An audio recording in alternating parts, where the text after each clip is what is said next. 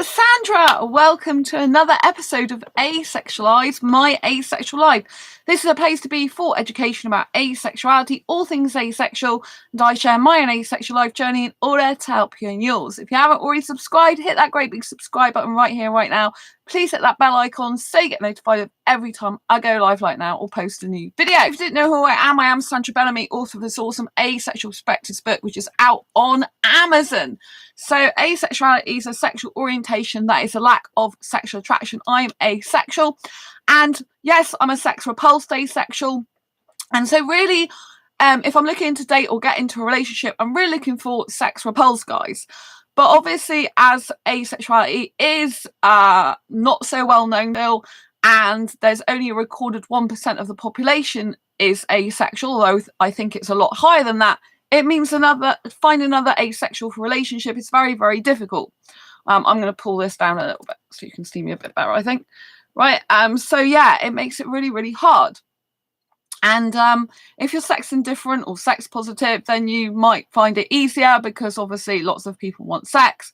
And I really am repulsed by it. For me personally, I can't stand it. I'm really not interested in that. I'm not interested in genitalia. You know, I don't have any interest in sex at all. And so apart from I'm writing the Asexual Guide to Sex books, we'll have an interest in it for other people, but not personally for me. Anyway, so I was on Facebook dating for quite some time, and Bumble I tried as well. And I'm in some asexual dating groups still, on asexual dating sites still. And I run 3 asexual dating groups of my own. Yes, I run 3 asexual dating groups and I still can't find a suitable guy for me. And I've been on asexual dating sites since 2014, looking for a sex repulsed asexual guy who I'm asexually attracted to. Hello! I thought of you, so I thought that I would do this stream earlier than usual so that you could see me. So yes, I haven't had a chance to read everyone's messages yet because I've got a whole list of things I've got to do today, but I made sure I did this so that different people can get to see me live. So yeah, so basically, Facebook dating I tried off and on quite a few times, like 4 or 5 times. I think the time I last was on there is like my 5th time. Hi, Alexandro. Yeah, you normally stream like 3 a.m. in the morning. Yeah, I can't stream at regular times because my life is, I'm literally so busy. I've got a huge list of things I've got to get through today. But you know, and I've been really, really busy. So I can't unfortunately do set times because it just doesn't work. It does, you know, it's either I do them or I don't do them at all at different times. So, you know, and it's good because people are different audiences are in different countries. So it means like America is the most, you know, American people tend to watch this channel the most and they work on different time scales anyway. So 3 a.m. here is like a good time for them usually. So anyway, so yeah, getting back to the dating, you know, basically, I tried the Facebook dating, I tried the Bumble, and I decided to do a detox from those apps because they are very much geared towards heterosexual dating, towards hookups. And, you know, I was just finding that I wasn't getting quality guys coming through at all. There were guys that were lying to me, deceiving me, just wanted hookups all the time. Even if I didn't want sex, they wanted to hook up for kissing. And that really is just no good for me. It's not what I want. I make it perfectly clear that I'm looking for a long-term, serious, committed relationship with a guy who doesn't need sex at all, ever. I hate all types of sex because I was getting people say like stuff on there like, oh, so what will you do for me if you won't have sex? Like, will you give me a blowjob? And it's like, I'm not interested in that.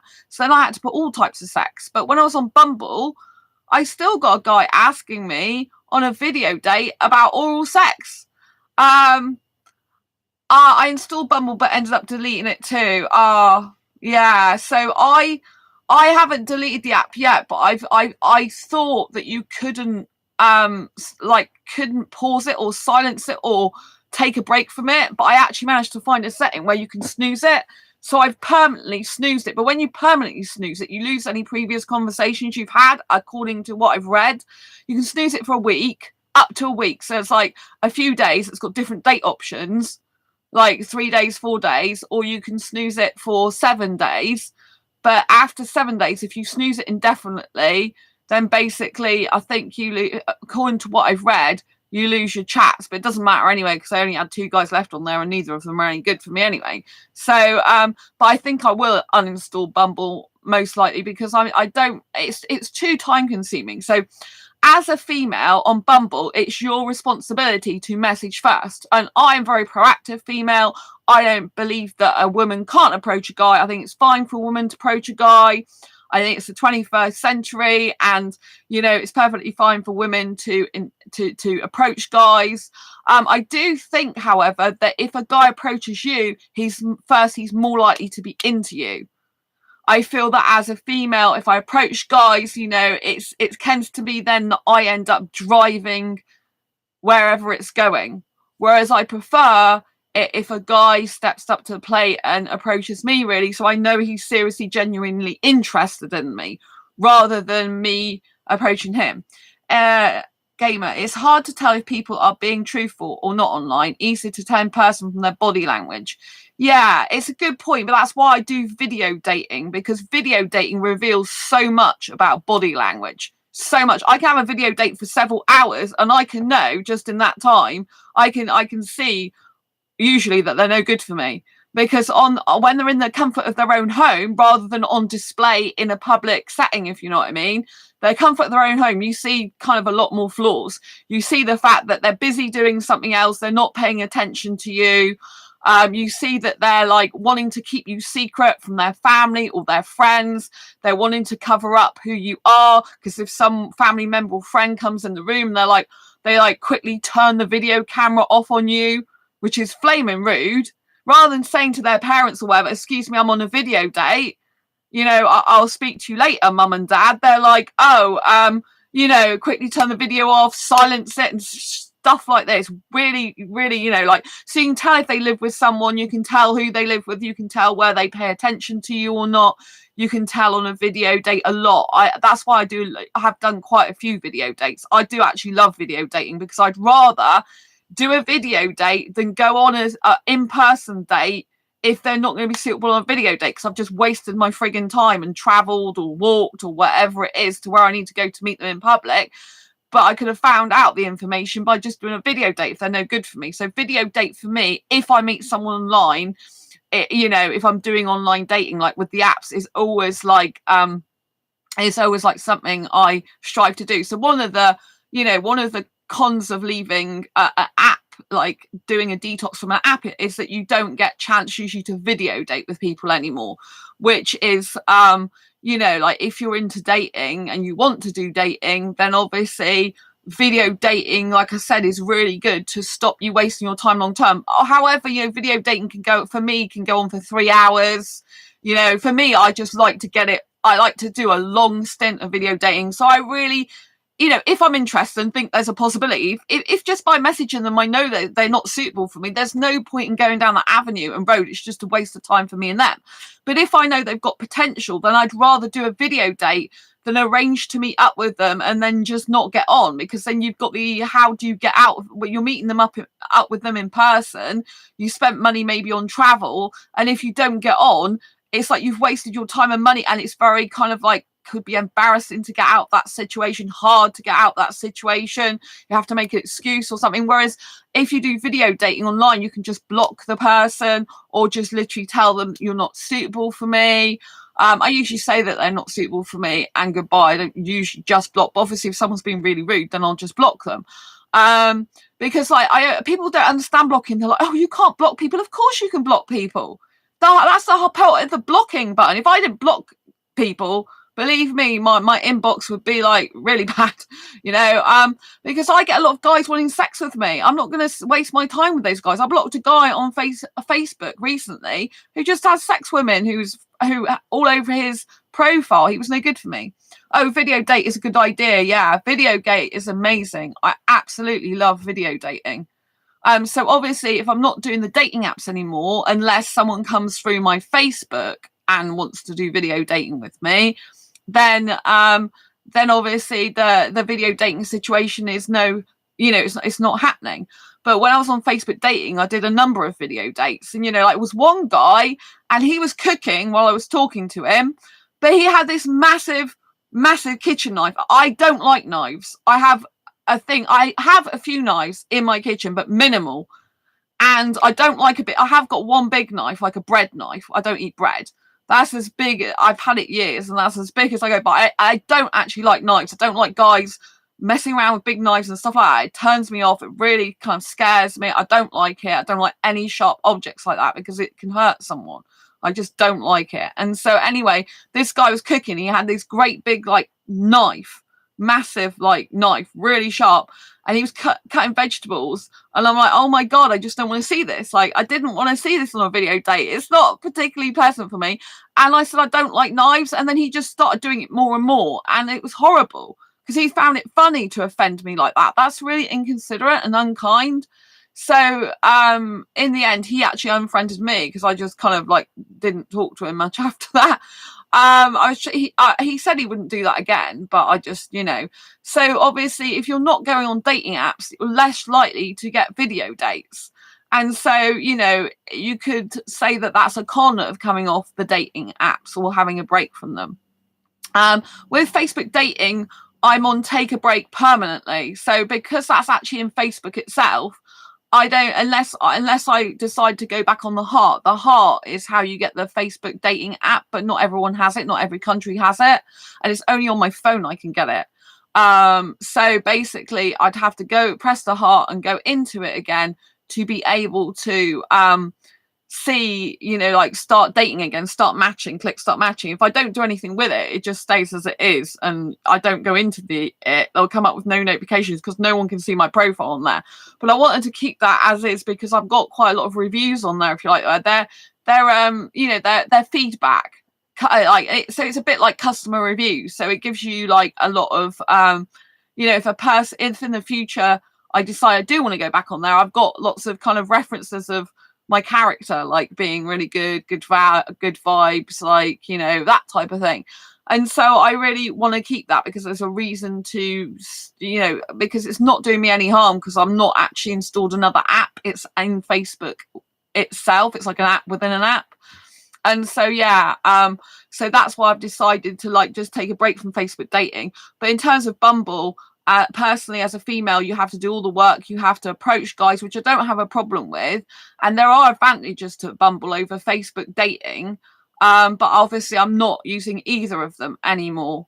And so with Bumble, as a female, you have to approach him. It was taking hours of my time and it was wasting a lot of my time. Wasting because I can be doing other things. Like in the end, it was getting hours of just going through guys, because on Bumble, unless you pay, you can't see who's matched with you. So it means like flicking through all these matches, potential matches, because you don't know who's matched with you.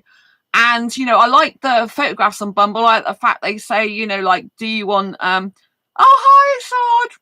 hi Sandra, good morning. Oh, thanks for the love. I love your messages to me, it's so sweet. And so with Bumble, it's like the photographs are much higher quality. And the actual, you can see where they want kids or marriage in the future, what star sign they are. There's a lot more information on Facebook dating.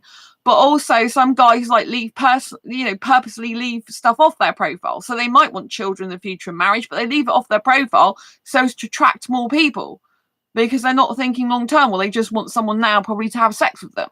Right. So I don't miss the, I don't miss the fact that it took me hours on these dating apps. So I used to spend hours on them. And, one of the things, like I said, is cons of coming off them is no video dates anymore. And also you can have access instantly to people. Well, for me, I just used to get people liking me all the time, even if I said I hate sex. Some of them didn't read my bio, so that was really bad. Some of them, they just liked my profile pic and they didn't like my, they didn't even read my bio. I've even had video dates with guys who couldn't even be bothered to read my bio. It's like, how can you have a video date with someone and not even be bothered to read the bio of the person? And so, so I, obviously There was liars on the dating apps. There was people who were cheating on their wives. Like, people would, like, one guy was in his wedding photograph. You know what I mean? And there's guys with wedding rings on, so you can tell they're married. And so, you know, like, I don't miss that at all. Although I had guys on Facebook who are married after me as well. You know, it's like, why get married if you want to cheat? What's the freaking point? Stay single. You know, don't cheat. It's just disgusting. It disgusts me. I hate it. There's no need for it in this day and age. It's like, there's plenty of single people out there. Be single. You know, and so, yeah, so obviously I don't miss the fact that it took me hours on there, on the dating apps. So in fact, I don't know how I had the time to do the dating now. So a huge pro to coming off the dating apps is I've got so much more time to do everything else I need to get done. But now it's like I've got these huge lists of things I haven't done that I need to do, that I'm playing catch up. Obviously I had COVID, and that was really difficult because I had a lack of energy, so I didn't do that much work for my online stuff at that time like I would usually do. So, you know, I haven't done any blog posts for ages, for example, and, you know, because I had to get my energy back. That was the most important thing, and trying to still maintain this channel as much as possible. So yeah, so, you know, but I don't know now how I had time to do all this dating for hours, because at the end of the day now I'm just so busy. I have literally got so much to do. And so one of the pros of coming off the dating apps, like detoxing from them, is that I have so much more time, but I have less time in this. I have so much more time to do other things and be productive and change my life and help grow myself and push my life forward, push my online career forward, push my things I want to do forward. But it means that I've just got a huge workload now, because I'm now focused on something completely different. And coming off the dating apps, you have to have something to replace that with, because, you know, when you're on dating apps, you obviously get something from it, like adrenaline, oxytocin, all the rest of it, because, like, it's well known online now that why a lot of people like social media is because it releases happy hormones, happy chemicals. So when people swipe, you know, when people get a like, it raises their, like, chemicals in their body, makes them feel good. And so that's how it gets addictive, because you're, like, swiping, liking. But for me, I got loads of messaging, and I did like the messaging. So obviously I'm not being messaged as much by guys now at all. So I've got to be very confident in basically getting my social interaction, if you like, in a romantic sense elsewhere, because I'm a hyper romantic. So for me, a con of coming off dating apps is the fact that I have to still somehow nurture that romantic side of me, because otherwise it becomes overwhelming. I'm feeling I'm not getting any romance in my life. I really kind of need the romance. So doing a dating app detox is good, because I'm trying to focus on other things other than romance, so I'm not so romantically focused. But it's a part of my nature as a hyper romantic that I can't help being romantic. I'm really romantic with myself. I love self-dating. I love taking myself out, dressing up to go to the cinema, taking myself out for a meal, feeling absolutely gorgeous. I love all that, you know, so I'm romantic with myself. It's inbuilt into me. But coming off the dating apps, I knew that I was going to have to replace the feeling of, like, what the dating apps were giving me, feel good chemicals, and, you know, the romance, and try and replace that in other ways, which I've tried to do by, you know, like, sorting out my life in other ways, with getting more organized at home. I've still got loads to do, and with catching up with stuff. You know, like, I've still got people to put in my asexual groups. For example, I've got asexual blog posts I need to do, asexual newsletters I need to do. I have been doing some legal stuff for a few weeks now, nearly 3 weeks, and that's taken a lot of my time up. So I am far behind. But, you know, sometimes I've been getting a little bit sad, but I think that's more to do with some stuff I can't talk about, to do with legal stuff that has triggered stuff for me again. So recently that's been difficult, because I did used to feel that the dating apps sometimes made me feel better, because I just liked the romance, and I liked being able to get instant romance. Like, when I talk to guys, the guys I usually talk to, I'm aesthetically attracted to. I'm usually romantically attracted to them as well, and it's kind of like a constant, like, romance supply, if you like. And I just used to get loads of guys talking to me. I used to message lots of different types of guys. So obviously when you're on the dating apps, one of the cons of coming off it is you haven't got that kind of supply of all those guys anymore, in my case. And you know, you haven't kind of got that instant gratification maybe people like as well. And for me personally, I used to chat to loads of different guys and get to know them and get to know about them. It was really nice learning about the culture more, especially Indian culture. It's very different to me and really turned me off, actually. And because I don't like being with a guy who does what mummy and daddy tells them to do. It just doesn't work for me. And so I'm really Indian culture doesn't suit me, even though I like Indian guys. I was hoping to find an Indian guy that's different to his culture.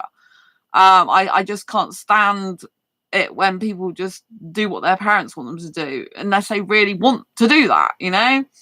I just got my work rota for next week. Won't be able to go to that cinema meet up on Saturday as I'm working that day. We'll probably watch the movie Nope alone, as I usually do. Okay. So yeah, so Gamer is talking about meetup.com, which I'm going to go into more at the minute because I spoke about that before recently. So yeah.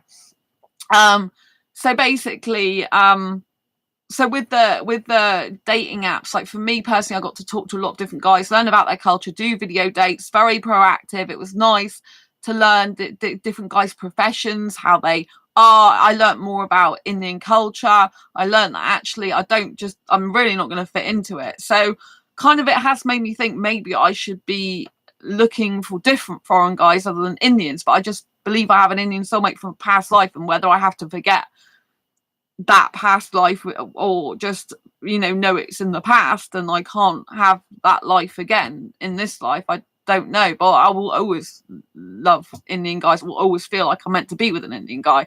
That's never ever gonna change. But it doesn't mean to say I can't be with someone else in a relationship, just so long as I feel satisfied and happy with him. But I just can't be with a guy who does what mummy and daddy tells him to do. I really don't like that type of guy.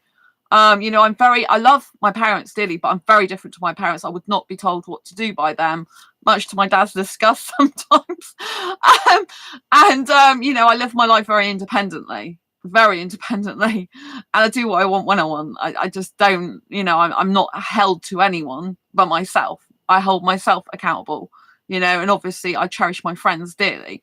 And so I can't be doing with a guy who I think it's nice if a guy loves his parents and gets on well with them, but actually can't control who you're attracted to. Yeah, I can't control who I'm attracted to. And I do love Indian guys. I honestly believe I've got an Indian soulmate somewhere in the world. I was in it with him in a previous life, and I can't find him in this one. I honestly believe that from the bottom of my heart. That's why I do believe there is going to be some Indian guys, very rare, but some Indian guys who literally do not live in the pockets of their parents, who literally love and respect their parents as they are, but they're individualists like me, and who just cannot fit into the Indian culture because it's too repressive for them. Traditional full-on Indian culture where they live with their parents and have their brothers and sisters live with them as well, which is what, when I was on Facebook dating, that's what I was getting from a lot of the guys. Like I wouldn't find that out till a little bit later on video dating usually. And so, and then it just turns me off. I'm just like, it's so repressive. For me personally, I find that repressive. I'm like, I couldn't be living. And, usually they want to get married and have the wife with them in the home with the parents and the brother and sister. I'm like, are you crazy? That's the opposite. I like freedom. I like individualism. I mean, the only thing I thought it might work is if they lived with their parents and family. I don't want to live with the guy anyway. So it might be all right if his family could accept the fact that I live separately from him and they get to live with him anyway. But then it would be very, very weird, because if I was going over there, I want to have lots of kissing and stuff, and I would feel restricted, and that I didn't have any privacy with him, and that they wouldn't probably want me kissing him in front of them. And, I couldn't be like my passionate free self when I was visiting him and stuff like that, I don't think. And so, but obviously there is a thing in my mind that maybe it would work if this family would accept me and I just don't live with him. because I don't need to live with a guy, but it would be very weird. I still think I would be feeling too restricted and confined. But there was one guy who said that he only had his mum, and he was no good in the end, but he would just want to bring his mum over and live with his mum, which is a bit weird anyway, because for me personally, but I know a lot of guys do live with their mum. But if I got on well with the mother, and she didn't mind me being there, and she was like, treat me like her daughter maybe as well, even if I wasn't married to her son, then that might work out quite well. So there are possibilities where I do see that it could work with an Indian guy of more traditional culture. I have thought in depth about that. Now I'm going off on a tangent about Indian guys again, but so obviously I have thought about it. It's not like it could never ever work. And I might like the fact they very strongly family focused. I'm very individualist, but maybe I would find actually peace and harmony within an Indian family, because I love Indian guys and I feel at home in Indian company. So maybe I might have this kind of miraculous turnaround where I actually think, oh, this is really good.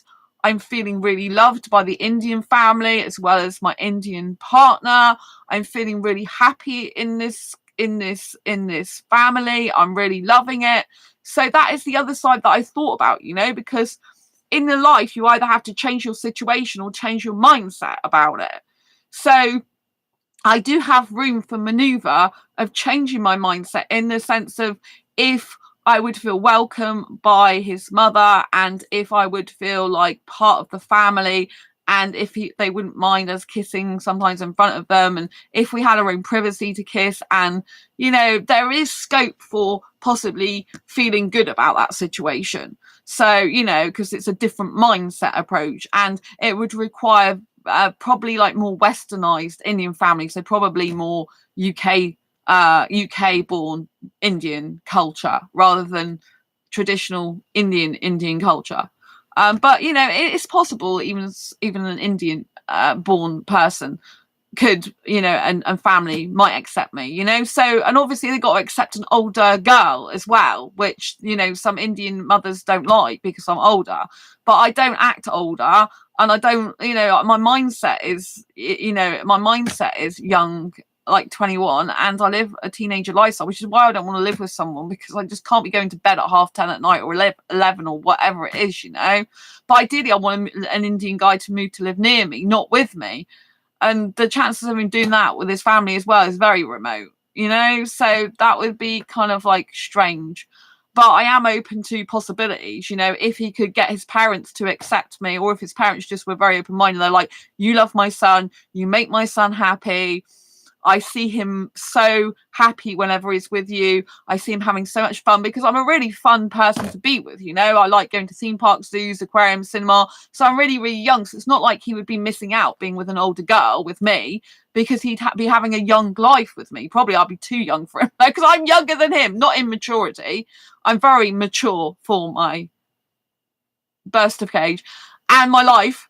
But, in terms of actually my lifestyle and my mindset, the right younger guy would love being with me, because if he likes older women anyway, because he likes the experience, he likes the knowledge, he likes the intelligence, he just likes older women in general, maybe he gets on better with older women in general, but he has all the kind of blessings, if you like, of being with a girl who's really fun to be with, who likes all young stuff, like young music, cuddly toys, bright coloured things, clubbing, zoos, aquariums, hanging upside down on roller coasters, all that type of thing. I think a young guy would have a really good life with me. Obviously, there is other things, like I have disabilities and stuff like that, but I just need a really faithful young guy who's just really into me, and who's really I just want to be with Sandra. I don't care what people think. I couldn't care less. I'm really happy with her having fun, because most good parents, I think, if they're really good parents and they really care about their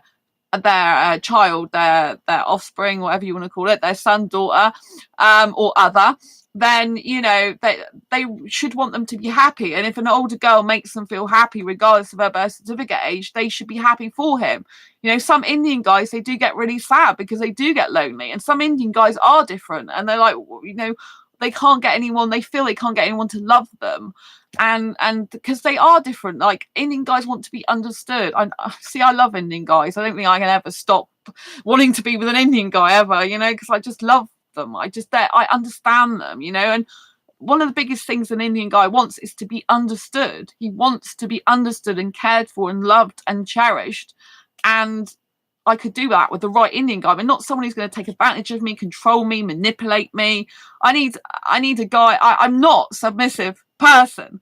So I'd rather have a guy being a bit submissive than me being submissive, because I'm not a submissive person. I don't do what a guy tells me to do. I don't like a dominant guy in that way, but I do like a strong guy, some guy who will like be not interested in other women, really strict boundaries, especially like even Facebook friends, like, you know, very picky about who has as his Facebook friends, but very open and honest about his friends. And, you know, like someone I could go clubbing with, and I know that any woman comes up to him, I just, you know that he's like, I'm not interested. I've got my girl, you know. And I like to be called girl, even though I'm older in birth certificate age than most people would relate to the word girl. I like to be called girl because I'm really young. I don't care about my birth certificate age. I don't relate to it. I have no interest in it whatsoever. And so, although I probably will have to say it at some point for my book, Asexual Guide to Sex, because it'll be a big thing, my birth certificate age, for some people. And like, in interviews and stuff, really annoying. My dad was concerned at first when my sister introduced us to her first boyfriend, who was 20 years older than her. Yeah, I think it's like kind of natural for some parents to be a bit alarmed by someone who's older in birth certificate age, but I think it would be better if the guy introduced me to his parents without telling them my birth certificate age, because I look younger than my birth certificate age. I act younger. I'm really kind and caring, loving person. And so I think it would be better if they introduced me like that. But he came round in the end, as they had a lot in common, as they were from the same generation. Ah, right, okay. From the same generation, what do you mean by that? I have most in common with guys in their 20s, because I like, for example, I like really modern music, but a lot of guys in their 20s seem to like older music. I like stuff like reggaeton, Latin music, dance, techno, club, all that type of thing, you know? And, you know, I like going to the cinema. I like, you know, like doing lots of young things, watching kids movies, watching Disney movies, and doing all sorts of stuff. But I need a guy who's really into me, who'll message me lots, communicate with me lots, video, audio, message me, talk about anything and everything, and just be really like bonded in a friendship way, not just in a physical way. You know, I need emotional connection, intelligence connection. You know, like a really strong guy, strong younger guy who knows he wants an older woman. He's like gonna tell his parents, because the sooner you tell your parents you like someone older, the better. My parents know I like younger guys. My parents have known it for years. So if you tell your parents for years, then they can expect it. It's actually better for your parents to do that. It's actually, if you love your parents and you honor your parents and you care about your parents, it's much better to tell your parents early on, look, I just want you to know I'm into older girls, or in my case, younger guys, than it is to end up surprising them down the line. Like, I don't want kids. I told my parents for years I don't want kids. They accept that. They're fine about it. They know I'd be no good having kids because it's not my thing. And they know I like younger guys, you know? I meant between my dad and my sister's ex, as they like the same kinds of music. Oh, from the past. Oh, right, okay. Yeah, for me, you see, I'm really young. I would be like, if I was accepted into an Indian family, I would be like their child. I would be like their daughter, because I don't think of myself as the birth certificate age. I never, ever do that. If I won't be with a guy near my birth certificate age, because it would be like in my mind dating my dad, which I really don't want to think about that, and not literally. But I see people around my own birth certificate age as like 20 years older than me or something, you know. I see them as older, the guys, they look much older than me as well. The guys in my birth certificate look so much older than me, the majority of them. And I just like, they look like they're a father or something. I just like, I hate that. So my birth certificate age, I just don't relate to it at all. Like, I honestly relate to being in my 20s. And, you know, and so I can't be with someone anywhere near my birth certificate age, because I think of myself as much, much younger. I've reprogrammed my mind using neuro-linguistic programming, NLP, to be like that on purpose, to be like 21 years old. And sometimes it's so difficult for me to remember. Like, someone asked me in an interview, like, what age were you when you found out you were asexual? I couldn't even remember. I honestly couldn't remember, because I don't think about my birth certificate age. And I remember it was 2014 in March, around March sometime. It might even have been earlier than that, because I look back at my history of my counselling. I had 5 weeks. And so I think I started to know about asexuality in February, but it's the March 2014 that I was definite about it, because I was doing research for like 3 weeks. Thank you for the thumbs up. Lots of love to you. And so, you know, it was just like, you know, so I know when it was, but I couldn't remember the age I was, birth certificate age, because I just don't relate to it. I don't even think about it. It's just like, it's an anomaly to me. I was older for my age when I was younger. So when I was younger in birth certificate age, I was older. I was like an old soul, which is why I know pretty much I've been in the past life. I was my mind was much older. I knew a lot about life already. And it's I've always been emotionally intelligent. I've always had a sense of like, I've been here before. And so, you know, and now I'm older in birth certificate age, I'm younger. It's like I'm having a new, completely different life, and I'm still on the path to change it more and more. And so, you know, I think for me personally, if I was to get into a relationship with an Indian guy, I think the Indian guy would have to be really strong, and he would have to explain to his parents he likes an older girl. And I think the sooner he does that, the better. And then we can just be free to go out and have fun together and act like a young couple, you know, because I don't see myself as at birth certificate age. And I think it would be better if he introduced me to them on camera, and he would, you know, like, introduce me as a person, maybe even as a friend first to them, and I should be their friend first. I shouldn't just get into a relationship anyway. And then he would introduce me as a friend to them and see how they took that first, see if they were okay. I mean, they might be okay with me being a friend, but not anything more, because they might think, oh, it's fine for an older girl to be friends because they can impart knowledge to my son.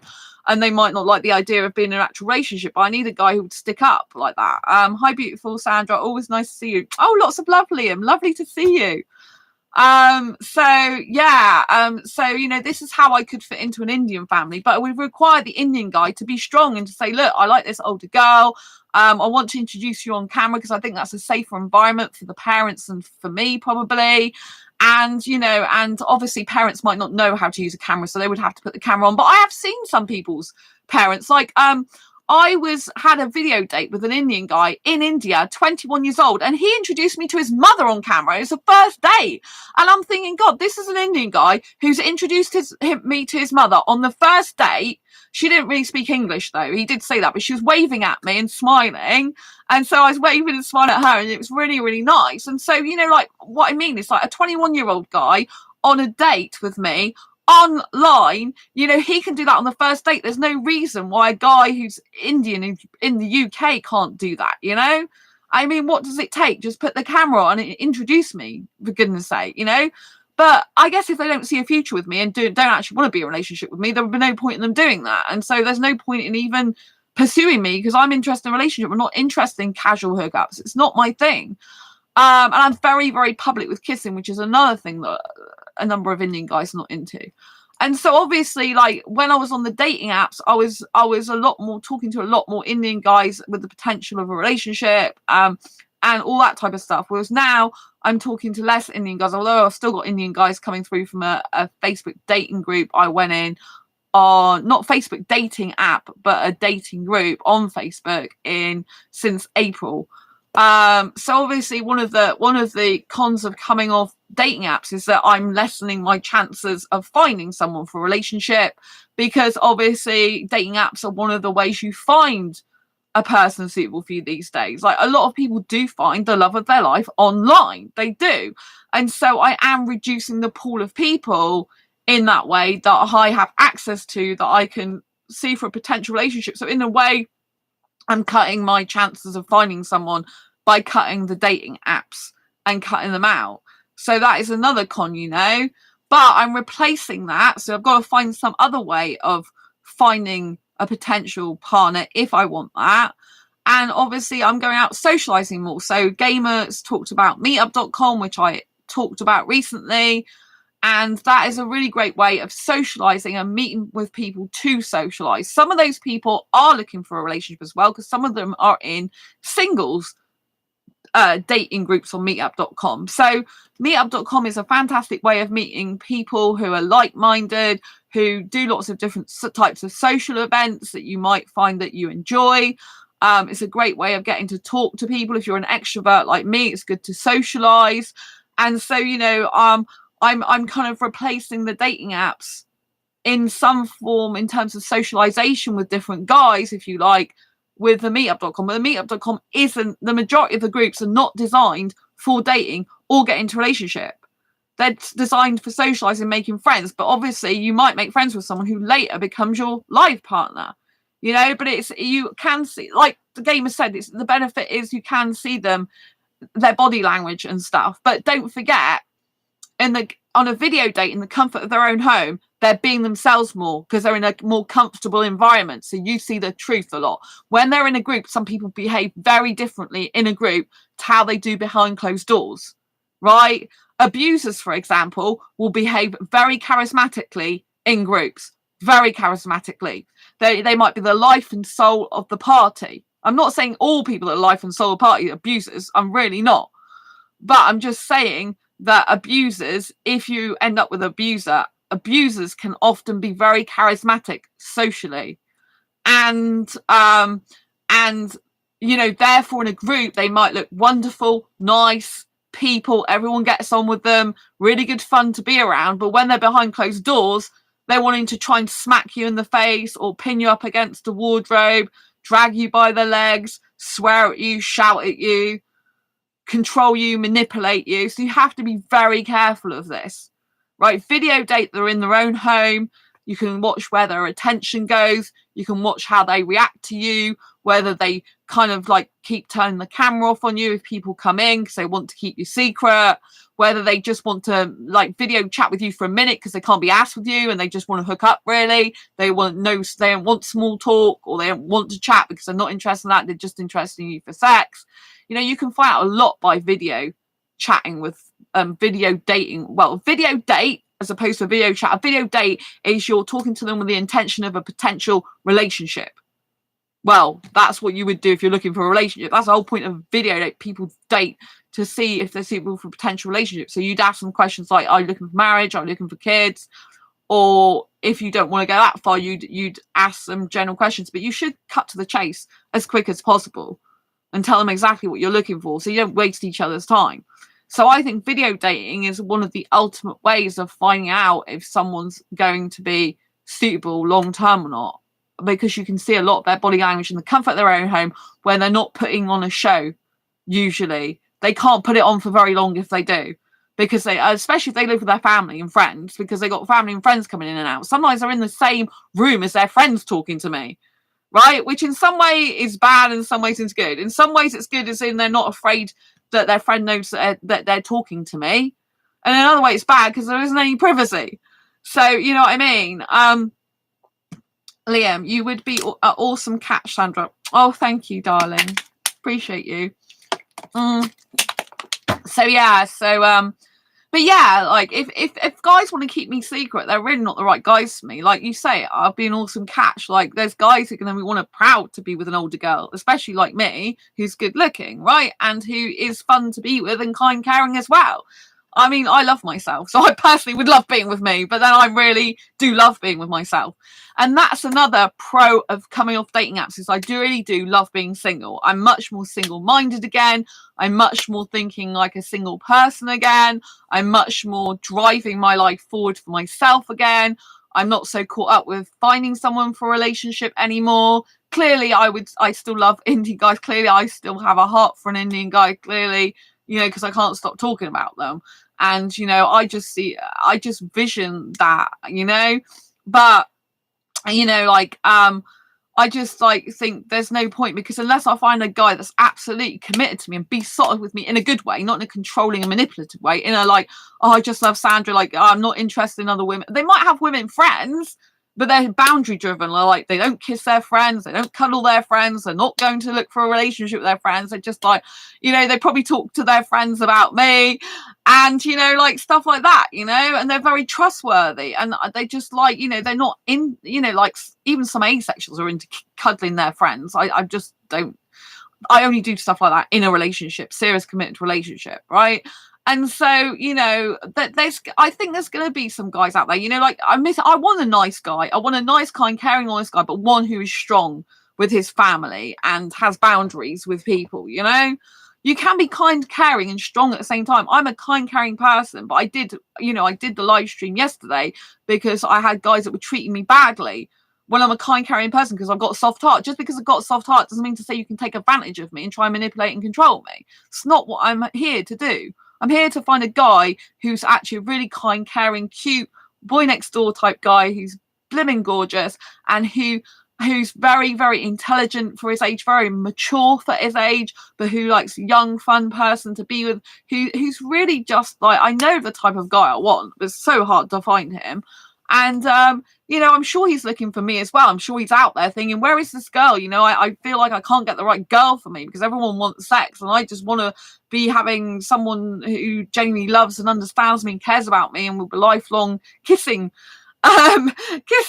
partner, relationship, soulmates, companions, everything, love of our lives rolled into one.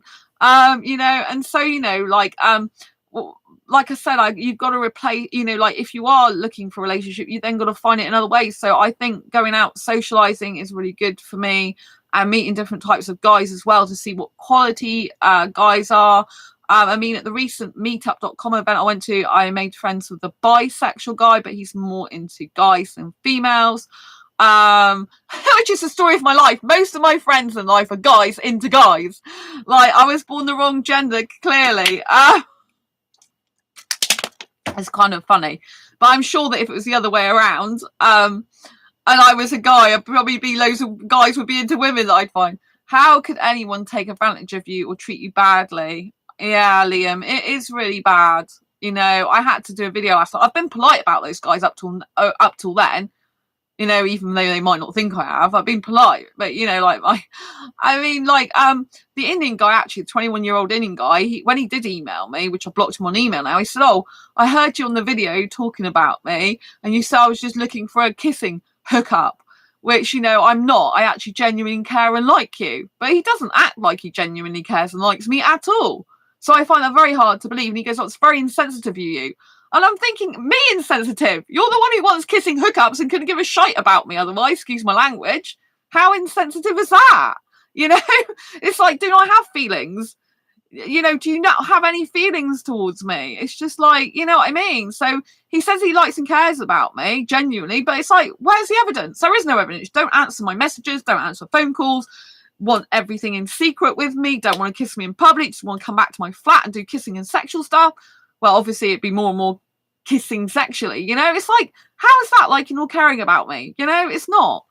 And, you know, like, you know, like at the end of the day, you know, like, it's made it clear he wants friends. Well, he hasn't used the words friends with benefits. So make it clear he's not ready for a relationship, which is fine, I accept. But then go and just shag women, excuse my language, if that's what you want to do, because I'm not into that, you know. I'm not into like casual relationships, hooking up or whatever. I want a serious committed relationship with a guy who's worthy of my time, who's worthy of my energy and effort, and who puts as much time, energy and effort into me as I do him, and who really wants me in his life, who really wants to talk to me. Like, my best friends usually message me most days. There's not many days they don't. Like, two of my closest best friends, my best asexual friend and my other best friend, who comes and even looks after me and gets me, helps me shopping and cleaning sometimes, you know. Those people, they really love and care about me as their friend. I feel very much loved by them, so much. And I expect no less from a guy I'm in a relationship with. That's a standard I have. And if they can't meet my standard, that's fine. Find a girl who has less standards, who doesn't mind being a flaming doormat that you can walk all over. Is that really what these guys want in their life? They just want to be with a girl who's a doormat their whole life. It's going to be a very boring life for them. Really, you should be looking for a woman who actually has a backbone, who can say what she thinks, you know, and who can stick up for herself and can not take your shite. That's what you need, a strong woman, not someone who'll be a frigging doormat all your life, because you're just going to get bored with her in the end. But maybe you like a boring life. Hi, Sandra, how you doing? I'm sorry to hear about this. Yeah. So, you know, thank you, Fiona. Lots of love to you. And so, you know, I just like, you know, when someone says they like and care about you, but they're not showing it you, it's just contradictions. It's just not true. You know, they need to sort their lives out and stop being that way with people. It's not going to get them anywhere in life, you know? And so anyway, so going back to the pros and cons of coming off apps, you know, it's good because I feel like I'm detoxing. I genuinely feel kind of like, Fiona, good for standing up. Yeah, it's important, you know? If a guy wants a woman that just be a doormat to him, there's plenty out there. They're only wasting their own time pursuing you when they can't give you what you need. Exactly. They're wasting their own time, and they're wasting my time, and they're just being idiotic in their behaviour towards me. And it's no way to treat any woman, you know? I'm saying like you, don't take rubbish. I don't care anymore. You know, it's just really bad, you know. If they can't give me what they need to move on. It's hard because in my heart I still have a place for guys, you know. You know what I mean? It's hard for me to move on, but when they keep coming back, it's making it harder for me, because I'm like, for the 21-year-old Indian guy, I developed some love feelings for him, and then because I didn't hear from him for a while, you know, it kind of calmed down, and then I had a missed call from him. You know, but it's blocked. It was a blocked call, so I know he tried to call me, which is very unusual for him. But, you know, and he didn't read my messages till days later. It's not on to treat me like that, you know? And so when he does this, which he probably knows it, because this is how guys want. They want you to think about them. They want to come back into your life because they want to, like, even though they're not suitable for you, they still want to have you in their mind and heart so they can do what they want with you and persuade you to do what they want, as in kissing hookups, right? You still have feelings, hard to move on. I know it's not easy, but you know, when I don't hear from them, it's easier for me to move on, because as a hyper romantic, it's better that I cut contact completely, and it's better that I just move on. But when they keep coming back into my life, it's harder for me to move on, and they know that. That's why they do it on purpose. But it sometimes it helps, because sometimes they come back and they're worse than they were before. And then it just confirms the fact that I made a really good decision to block them in the first place. I just need to keep blocking them. You know, because it's just like, well, you haven't changed. And so sometimes it reinforces the fact that I've done the right thing by not being in these guys' lives anymore and just leaving them, because it comes back and they're just like the same as they were before, but emphasizing the really bad points. Like, they can't meet my needs. They're still lying. They're still deceiving. Or like in the case of like the Pakistani guy, like, he's like, oh, I'm going to be honest with you. But then it's like, only honest with you on the premise that you have a relationship with me, which is control. You know, and so it's just like, you know, I made the right decision. I've given him enough chances. That was like a third chance I gave him. I don't even usually give guys that, you know, it's ridiculous. And I gave the Indian guy, like, you know, like when he messaged me on my business page, so I texted him, and like one time he didn't read my text for the whole week. It's like, not on. It's like, I'm really not interested in guys who are flaky like this, who just like secretive stuff, and who, you know, I just don't like them. I just wish they'd go out of my life for good, because I'm fed up with it. You know, and it's like, if you don't care about me, genuinely care, which you don't, it's just ego-driven care, then go from my life and just don't come back, you know, and let me be with someone who's better for me. They flaky, only using us. I know. It's just terrible. You know, it's like, I don't deserve to be treated like that, you know, and I will stick up for myself, you know. I will stick up for myself. So obviously coming off dating apps, you know, like, it does lower the pool of people that you can possibly have for a relationship, because you're cutting down your options. If you want to find someone for a serious committed relationship, you really need to open your options and be on loads of multiple apps. But then that requires your focus and dedication, which is what I was doing.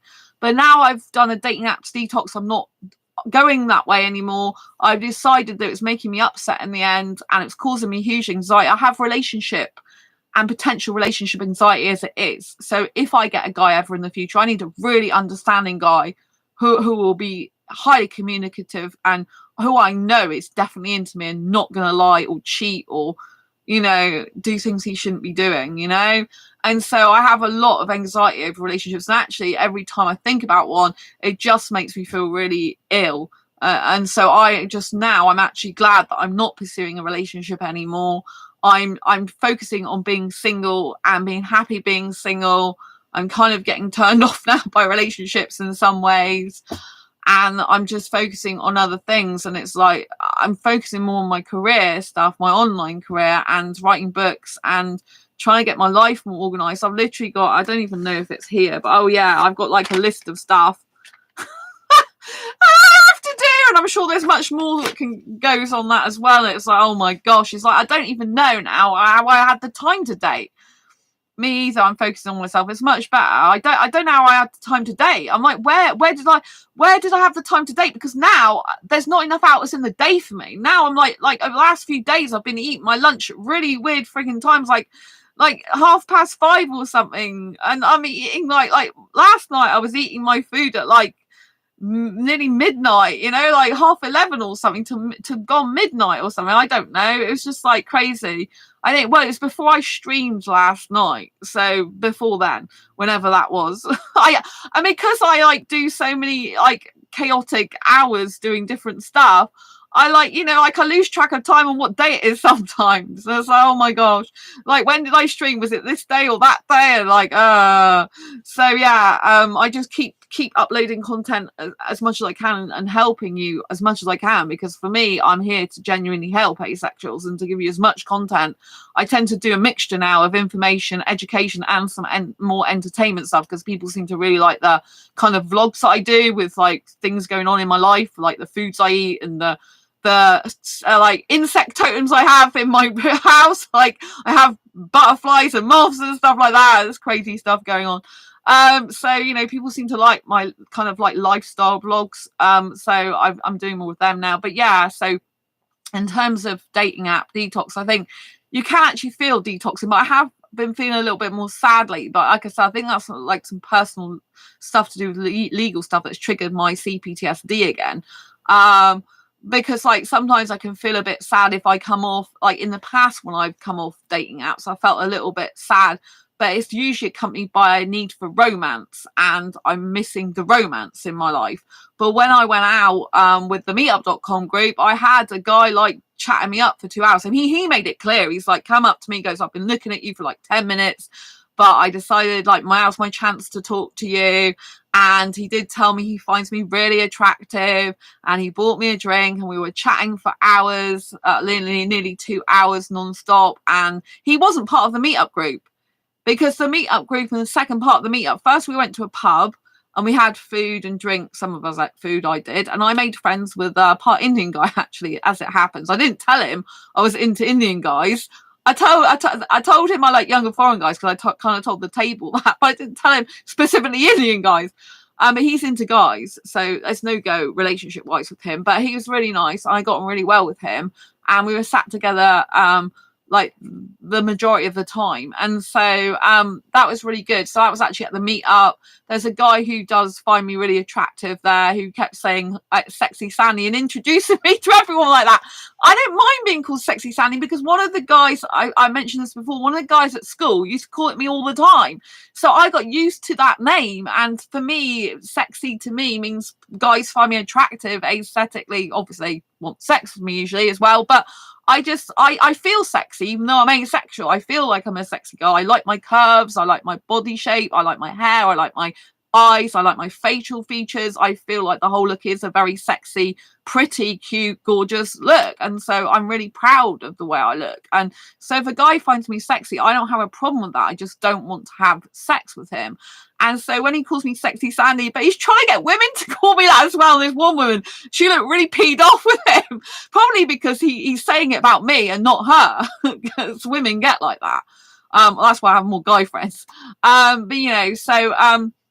so that was really interesting. So I kind of replaced the socialization online that I would get through the dating app and the kind of romance through socialization. Hello, Super Ace Man. Rich, lots of love to you. Lovely to see you.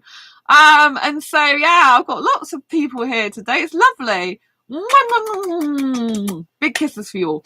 And so, yeah, I would usually like I said, get my romance fixed through the dating apps. But now I'm kind of like, when I was socializing, I get romantic feelings if I find someone aesthetically attractive. So for me, even if I'm not actually dating them, I can feel romance with them, even if they don't feel it for me, just by being in their company. So it kind of, because I'm a hyper romantic, this is how hyper romanticism works for me. And I tend to gravitate towards people, being friends with people I'm attracted to aesthetically. That's why I have attraction with quite a lot of my friends, I think, because I'm either romantically or aesthetically attracted to my guy friends, even though I don't want to be, because I'm not just my friends. But I think it's because I gravitate towards being friends with people I'm attracted to the most. It's kind of weird, but I analyze myself and I analyze my behavior and my thoughts and my feelings and emotions, and I know myself really well. And I would tend, and that's why I tend to talk to more guys, I think. And I have more in common with guys. I like masculine energy. I like guys.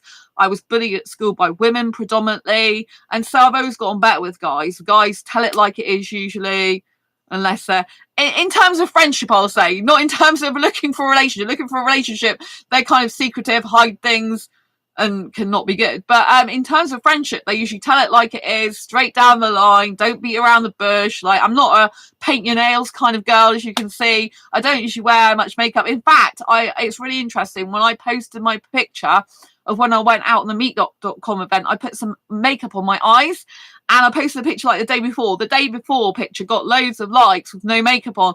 The one where I had makeup on, which I posted in this community on a community post, actually didn't get many likes. And I'm always like that. I always get more likes by guys when I wear no makeup, and most of the time I don't wear makeup. So guys like my natural look. They don't need me to wear makeup to think I'm beautiful and gorgeous, because clearly they're liking my photographs the majority of the time without the makeup. I always, even on Facebook, it's like that usually as well. I always get more guys saying how beautiful I look without makeup.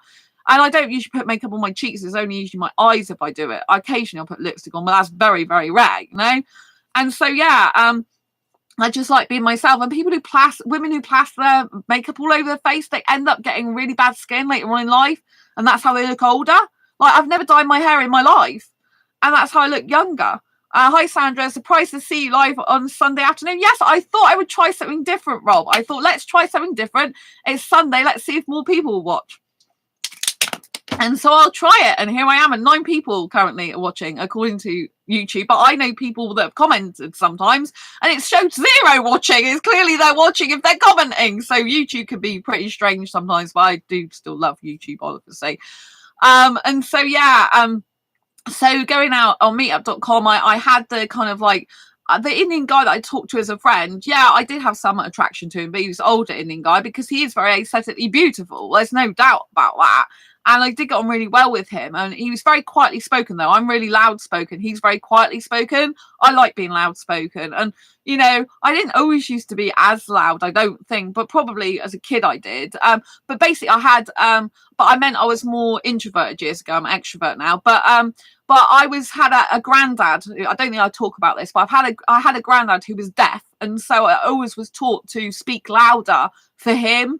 And also I used to do hospital radio presenting, and with radio waves, they lower your voice, naturally lower your voice with radio waves. So you have to up your voice level for a radio voice. So I'm used to projecting my voice constantly. I'm used to talking louder. And it's great if you're in a group, because you only need to talk once usually to multiple people and everyone can hear you.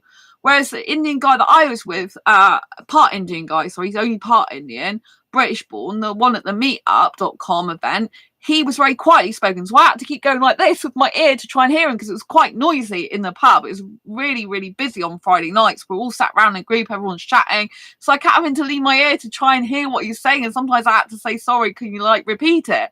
You know, so he's very different to me in that way. So we're kind of opposites in some way. But I did find him aesthetically attractive, because obviously he's got coloured skin, which I find absolutely beautiful. I don't know why anyone is ever racist, because coloured skin to me is so gorgeous. It's like looking at a beautiful flower. It's beautiful. I absolutely love coloured skin. And one of the guys on Facebook dating was really annoying. He filtered his skin colour. Right, because he all of a sudden he started showing me his arms, because he was talking about his bracelet. He had a bracelet to do with his religion on his arm, a Sikh, I think he was. And he had this bracelet on, metal bracelet. He showed me his arm, and I'm like, your arm's brown. Like, but how come your face is so white? He's like, well, my face isn't usually like this. It's brown, but I filtered that out for you.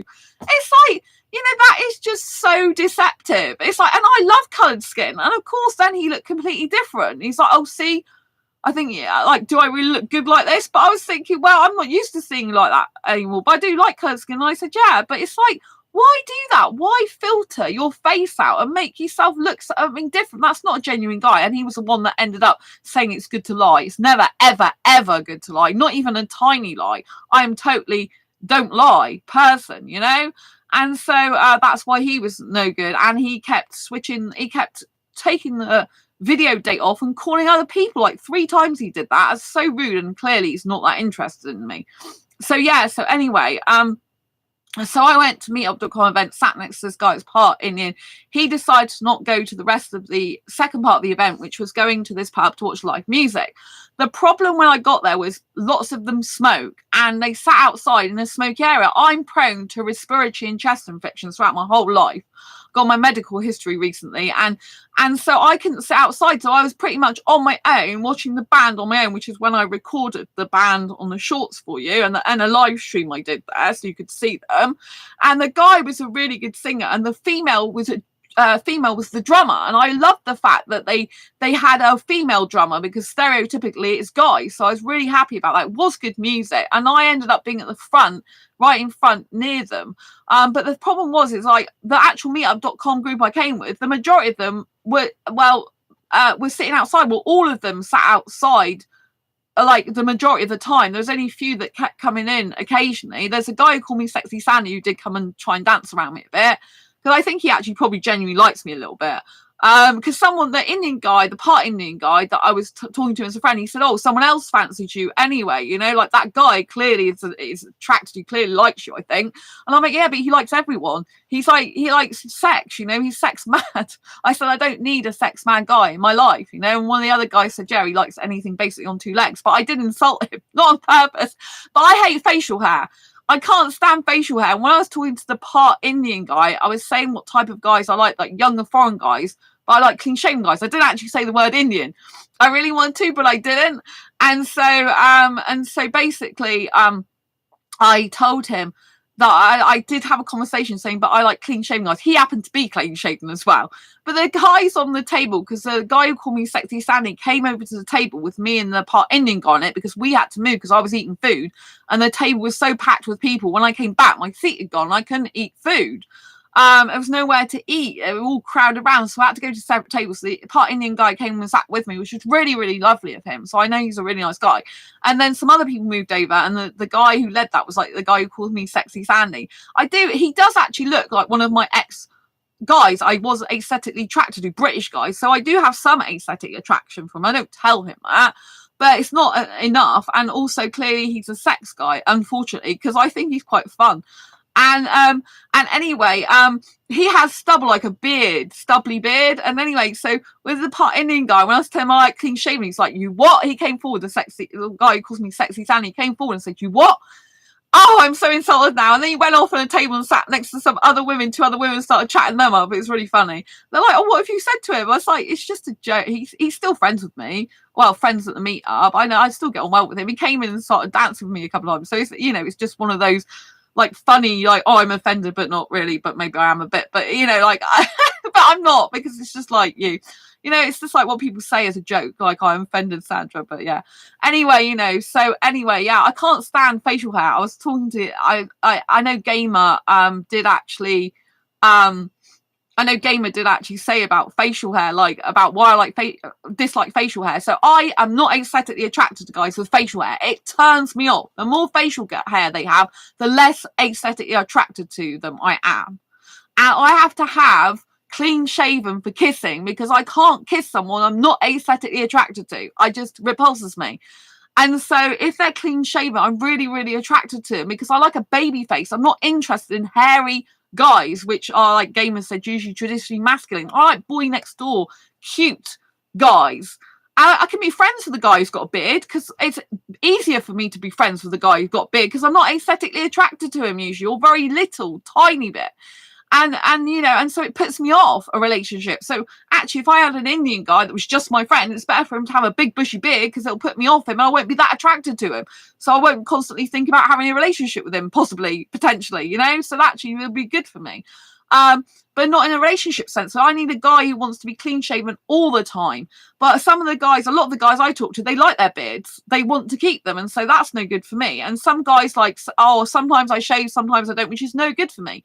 I do not want to get into a relationship with a guy who one day shaves and then decides, oh, I'm with Sandra now in a relationship. She's committed to me. She loves me. So I'm going to just grow a beard now, because that would really turn me off. And I'd probably have to stop being in a relationship with him because I'd not be aesthetically attracted to him anymore and couldn't kiss him. And kissing is a big part of my intimacy.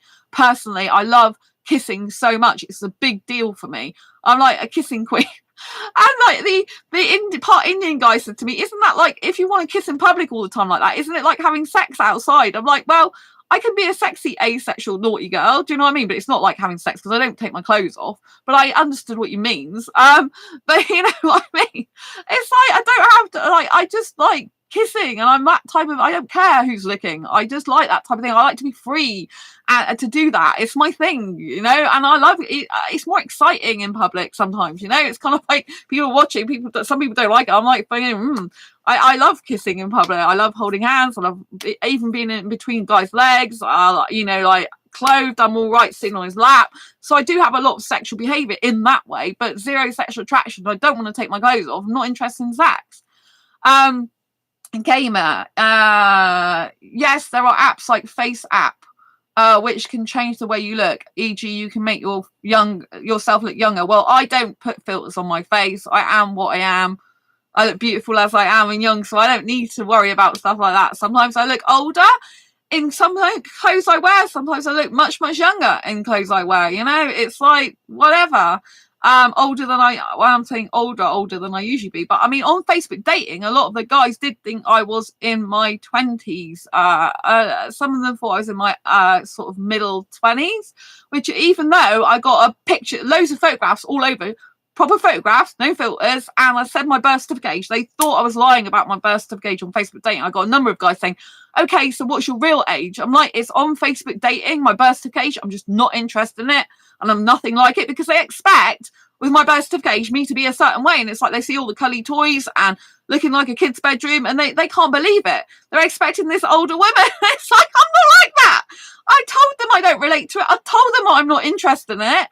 Or maybe they didn't even get to ask me that or talk to me about that because they're too bothered thinking about sex with me, which is not going to happen, right? And it's like, well, I live a young life. I'm energetic despite having fibro. I manage that really well. And, you know, and I'm not interested in my birth certificate. I don't relate to it. It's not interesting for me, that, you know.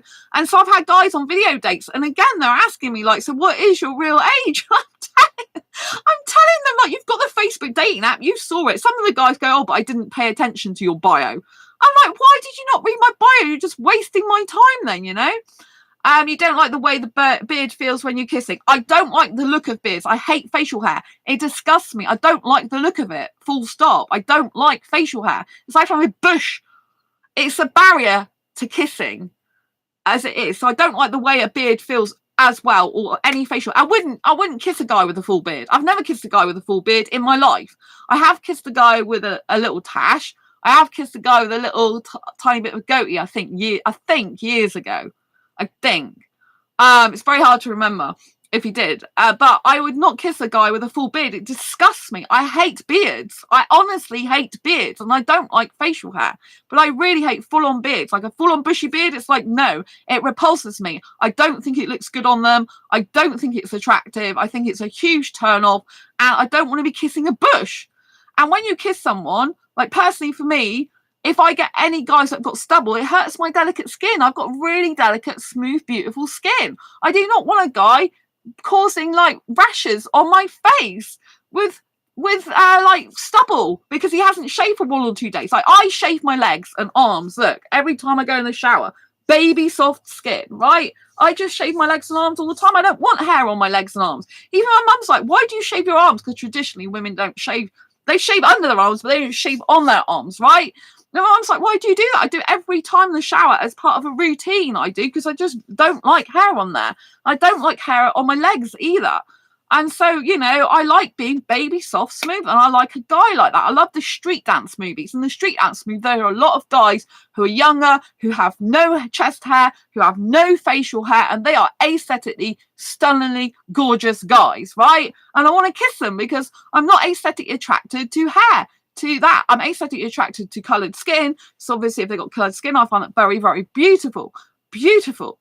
And so, you know, and so I want to see a guy who's young looking as well, because, yeah, beards and facial hair do make guys look older. I'm not interested in older guys. I don't want to be with someone who's older. Obviously, I need to find a guy who's younger who looks into older girls. But with me, it's kind of weird because it's kind of like they get an older girl in birth certificate age, but they're not getting an older girl in behavioural mindset a lot of the time. In some ways, I'm older in the sense that I've got loads of life experience, knowledge, intelligence, you know, which they can learn from and they can embrace that. But obviously, I also think the young guys have got stuff to bring to the table, right? They've got current experiences, which I've got some of, but, you know, they got, you know, I really, you know, like I'm current. So, you know, they need to like an older girl, but it's weird because they would be getting like an older, younger girl with me. So where some guys who like older women, they actually want an older woman to behave like an older woman, to cook and clean for them. I ain't interested in that. If they want to cook and clean for me, that's fine, but I ain't interested in doing that for them. Gamer, no, you can't get 6 months in prison for a £500,000 plus fine for kissing in public. Laugh out loud. No, you can't get anything for kissing in public. But like you say, if you had sex in public, then you can get a fine. I've been in pubs, right?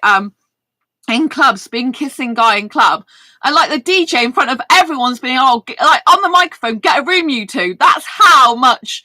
Like, I like kissing in public to draw attention to I didn't purposely go with the intention to draw attention to myself. That's not what I'm about.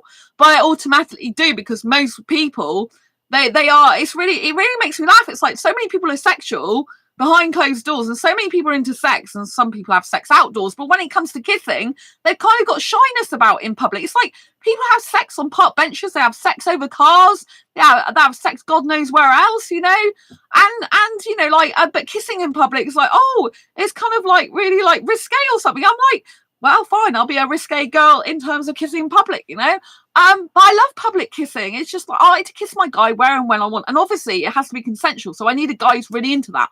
With my ex, long-term ex, I used to kiss when I went to theme parks where you'd be kissing and cuddling and in where we were waiting 30 minutes, 40 minutes for a ride. It was kind of always like that between us. Or we would be kissing around zoos and aquariums. And it added to the excitement because as I was talking about to Gamer, which I do know about the oxytocin and serotonin and adrenaline, which releases with kissing and obviously releases with sex as well, which I've talked about in my Asexual Guide to Sex book. You know, like kissing releases feel-good chemicals. So if I'm going around an aquarium watching cute fish, feeling really relaxed, and I'm kissing at the same time, it's like relaxation and excitement at once. It's a really good feeling. And if I'm going around zoos seeing cute animals, I'm really getting a lot of pleasure seeing the cute animals, but I'm also getting the pleasure of the kissing. I'm getting the excitement, you know? So it's a mixture of really good feel-good chemicals from seeing the pretty cute animals and the fish and all that type of thing. Gamer, that is a concern. Yes, there's things like electrolysis or whatever it's called if it becomes a problem. Are you talking about hair? So basically, for me, facial hair is a big turn off. So I need a guy who would be like to be clean shaven all the time. There are certain guys like that, but there are not many of them these days because for some reason, when the beard trend exploded, everyone decided to get beards. It's like, I hate beards. I really can't stand them. And I don't like facial hair. And the majority of people, guys on Facebook dating, have beards. Loads of them have beards. It's really turning off. That was one of the things I will not miss about Facebook dating is all the beards. It's like beard mania. It's like, what is it? Is this a tribute to beards or something? They should have beard parties and go out and have beard raves or something because it's that popular on Facebook dating. I'm like, why don't all the guys just meet up together, have a nice masculine or whatever beard party because they're all into beards? And it's like, it literally is beard mania. It's like you could line all the guys up in a row and the majority of them have beards. It's like, what's going on with this world? I think this Theola was talking about you shaving your arms and it may get thicker. Oh, it doesn't have a chance to get thicker because I'm shaving every day. I go in the shower. So, you know, I'm constantly shaving. It's only if I don't go in the shower Like if I'm not feeling up to it, which isn't very often, but if I do, like I get some stubble, because my stubble comes back the same day usually. By the end of the day, you know, I could end up getting a bit of stubble, so it's like within 24 hours I need to shave again. But I'm used to doing that. I like shaving. I like keeping my body like beautiful and smooth. Oh god, I love it. I love my body because of that. But yeah, so with facial hair, I also don't like chest hair on a guy, because I do, although I do not want a guy licking and sucking my breasts. I'm very, very blunt, because I've had guys which are interested in a relationship with me, and they seem to have a fascination, which a lot of guys do, with boobs, and they keep asking me like, can I suck it? All right, you don't want sex, but can I suck and lick and kiss your boobs? I'm like, no. And they're like, why not? I said, because I'm not comfortable with that. I do not want a guy's hands and mouth all over my boobs. Thank you very much. I'm not interested in that. It just creeps me out. And so, you know, I had a guy recently through Facebook who came from a Facebook dating group, not a Facebook dating app, but a group I'm in since April, because I get loads of likes constantly on there.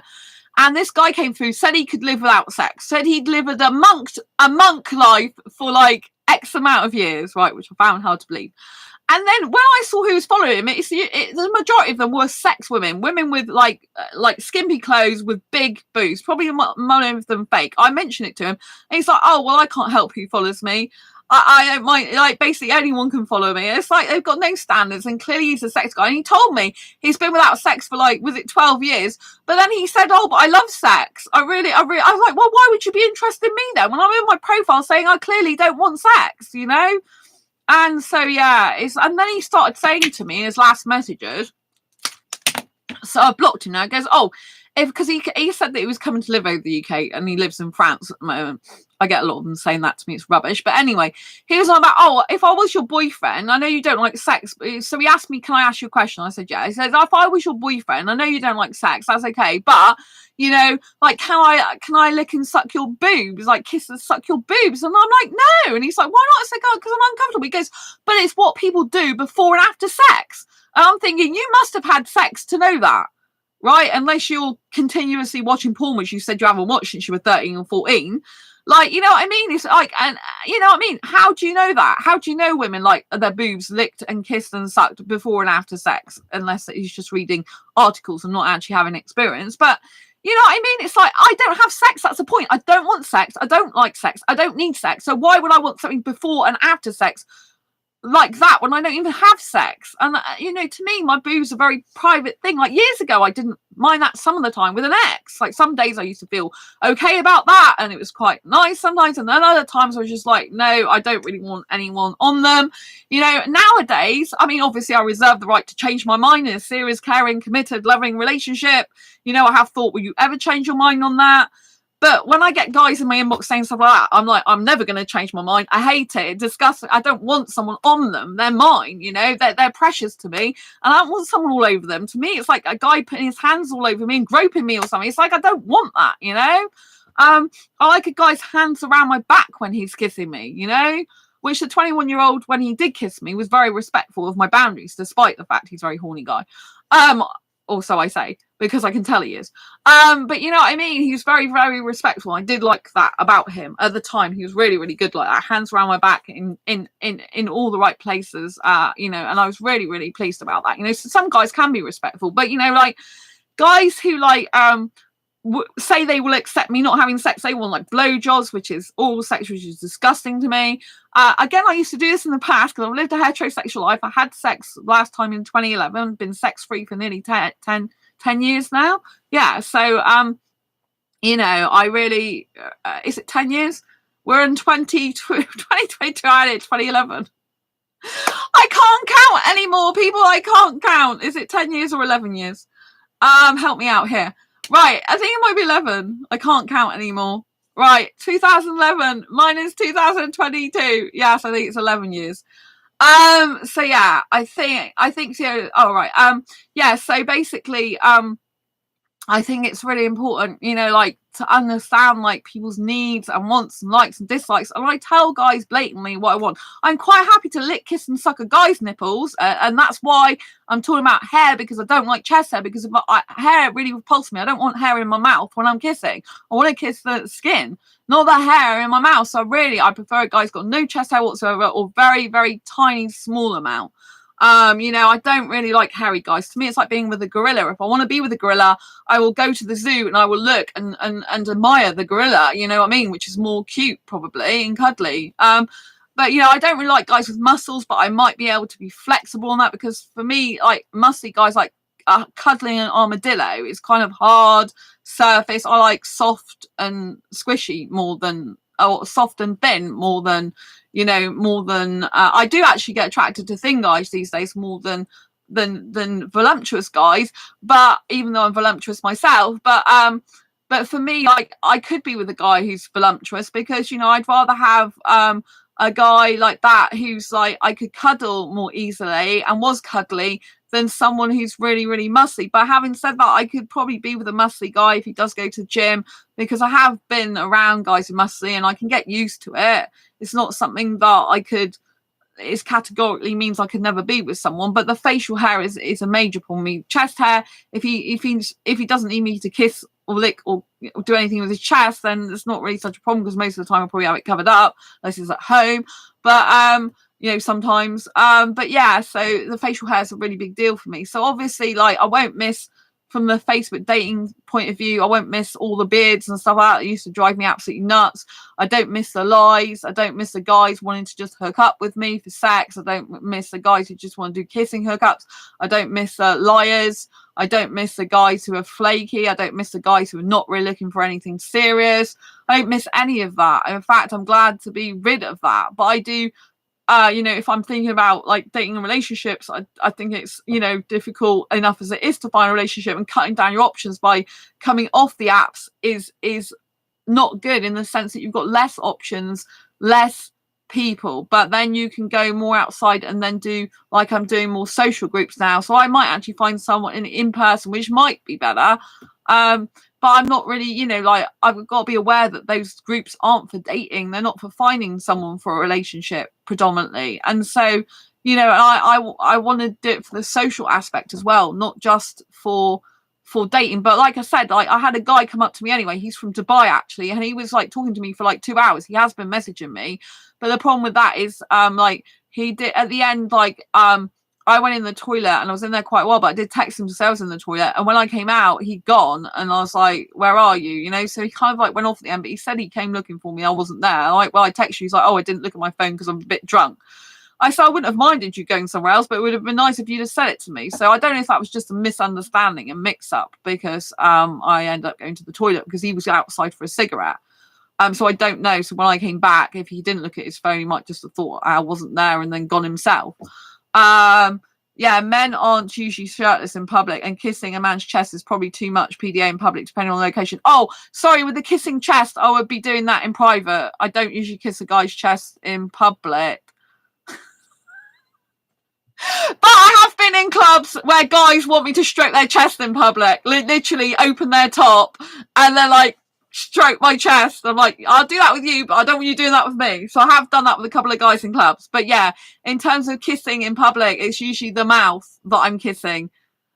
You know, usually tongue kissing, or I have done some open mouth kissing, usually tongue kissing, and or kissing just, you know, like, even if it's just a little kiss. Mostly I kiss full on, but you know, like cheek kisses, nose kisses, forehead kisses, ear kisses, I like all that too. But no, it's usually the face that I kiss. It's not usually the chest in public. But I'm not saying I'm never going to do that. It could be quite fun, but not in front of people though. I think it would have to be a secluded spot. But yeah, I'm getting very naughty here.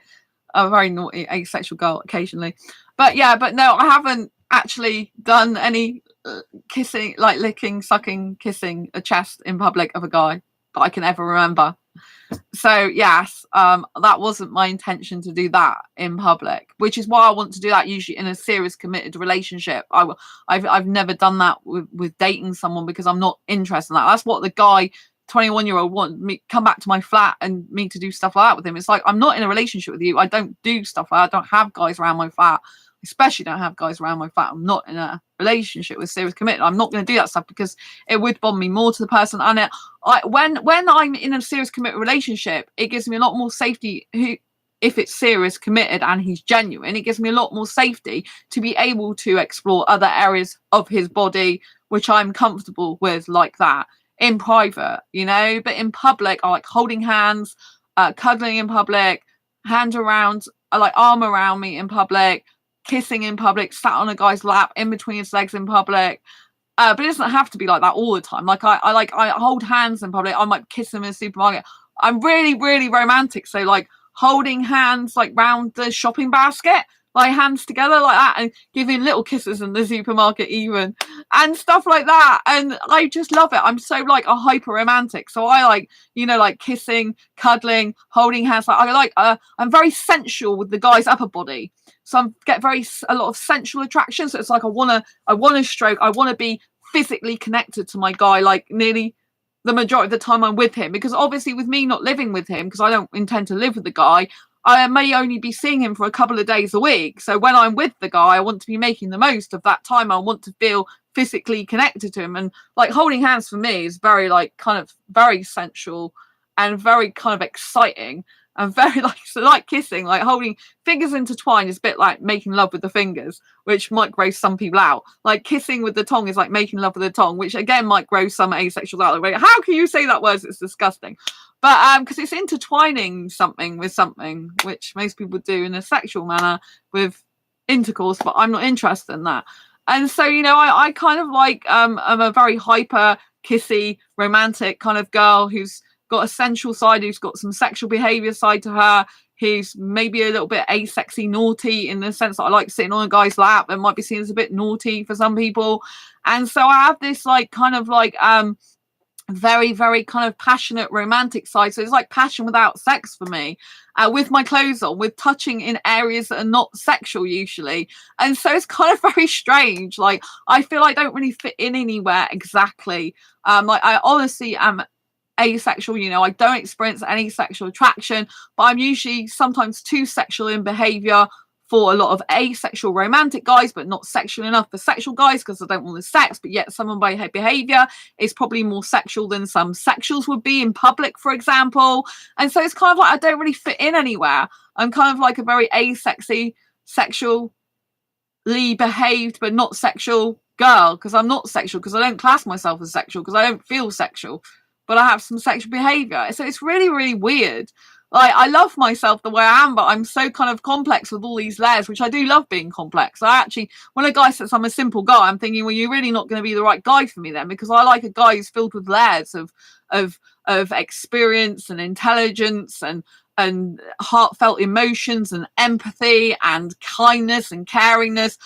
A simple guy to me is just someone who comes home from work, sits down, watches TV, probably has sex, marriage and kids, and dies at the end of the day, you know. Like that's to me like a simple, like I like a complex life. I like one where I'm like high octane energy, like I'm literally doing something 1 minute, like writing a book, I'm next I'm out clubbing, and then I'm seeing my friends, and then I'm doing blogging, and then I'm doing the newsletter, then I'm on this channel, then I'm going to like a theme park, then I'm off doing something else. And it's kind of like I like living a chaotic, crazy good life, you know. There's a small book called the Cuddle Sartre, like the Kuma Sartre, but it has positions in it for cuddling. Well, I'm not really into cuddling, I'm into kissing. So most asexuals are into cuddling. I'm not really into cuddling, I'm into kissing. Kissing is my main thing. I'd rather kiss than cuddle. Most people think they go together, but I can do a lot of kissing without much cuddling. I'm held, like, you know, the guy's got his arms around my back. But, you know, so I'm kissing full frontal position. He's there, I'm here. So he's there, I'm here kissing him. My back's here and he's got his arms around my back. So I'm face on kissing him. I'm not really into the cuddling that much. Loads of asexuals are, but I'm not really into cuddling that much. I'm into kissing, full on snogging. And so, you know, but if I'm on a train, for example, kissing him, again, I'll usually be side by side with him, but I might be cuddled, I might be turned into him more, you know. And so, yeah, I mean, I don't know if you've read my part of the Asexual Perspectives book yet, Gamer, which talks about the book I bought my ex. I think it's Asexual Perspectives. I spoke about that, but I spoke about it on my channel before. My ex, last long-time ex, who was heterosexual, who I did have sex with, but sometimes we wouldn't do it for 2 or 3 months. He liked looking at books with, like, we were going around bookstores and he was looking at books with like sexual positions in them. And I didn't like that, because personally, if I'm with a guy, I don't like him looking at other naked women. I hate nudity. I'd like to find a guy who really doesn't like nudity like me, or who at least is not interested in it. And so it was really like, it didn't feel good, him looking at other women while he's got me, because I was having sex with them as well. Sometimes, and so we were in a serious committed relationship. And anyway, he got this book out, and he was looking at it for because he liked sex. And and so I wasn't happy with that. So what I did as a present, I can't remember, it's for birthday or Christmas, I bought him a pocketbook with different sexual positions in it, but with cartoon man and woman in it, like hand drawn, it's printed. And I got him that as a present. And I just meant it was a nice gift for him. It was a compromise, because he got the pleasure of looking at different types of sexual positions. And he was obviously, it was his interest. So it's like a book I bought that he's interested about. So I was just thinking it like that, like someone's got a painting hobby or a pottery hobby. And he wasn't looking at real people. So I was okay with that, even though there were nakedly drawn people. And so that was a good compromise, And so I don't really like naked people, even in drawings and cartoons or sculptures or paintings or anything. I'll make that clear now. So this was a compromise for me, right? And so anyway, because I was more comfortable with that than real people. So anyway, I bought him this because I wanted him to get some pleasure out of looking at book. He clearly liked that. And then out of the blue, for me, because I wasn't thinking like that, because I'm asexual but didn't know it back then, he starts trying all these sexual positions with me. And he's like, this is this type of position. I'm like, what? And he's like, this is this type of position. I just let him get on with it. So I let him do the leading. So although I'm not a submissive girl, especially these days, I'm not submissive. Like if I kiss a guy on a bed, for example, which I don't do unless I'm in a serious committed relationship, then I'm usually the one on top a lot of the time kissing.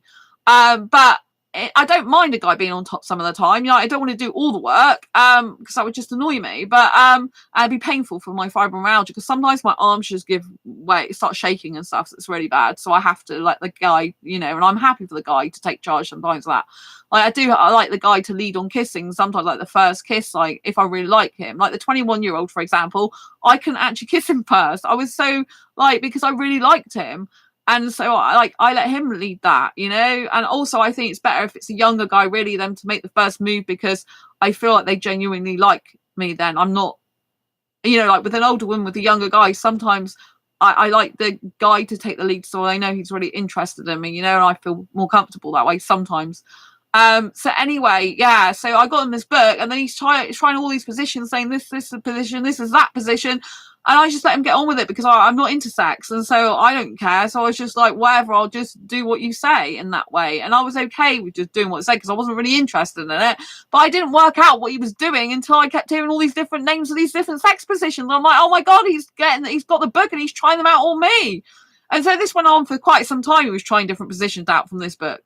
And some of it's interesting, as an asexual person, you can get bored of sex. I didn't know I was asexual then, but you can get bored because it can be the same type of thing. So sometimes trying different positions that can be better. Sometimes if it's painful for you, I know that sex repulsed asexuals now will really be turned off by this, so I do apologize to those sex repulsed asexuals, because this is a channel for all asexuals across the spectrum.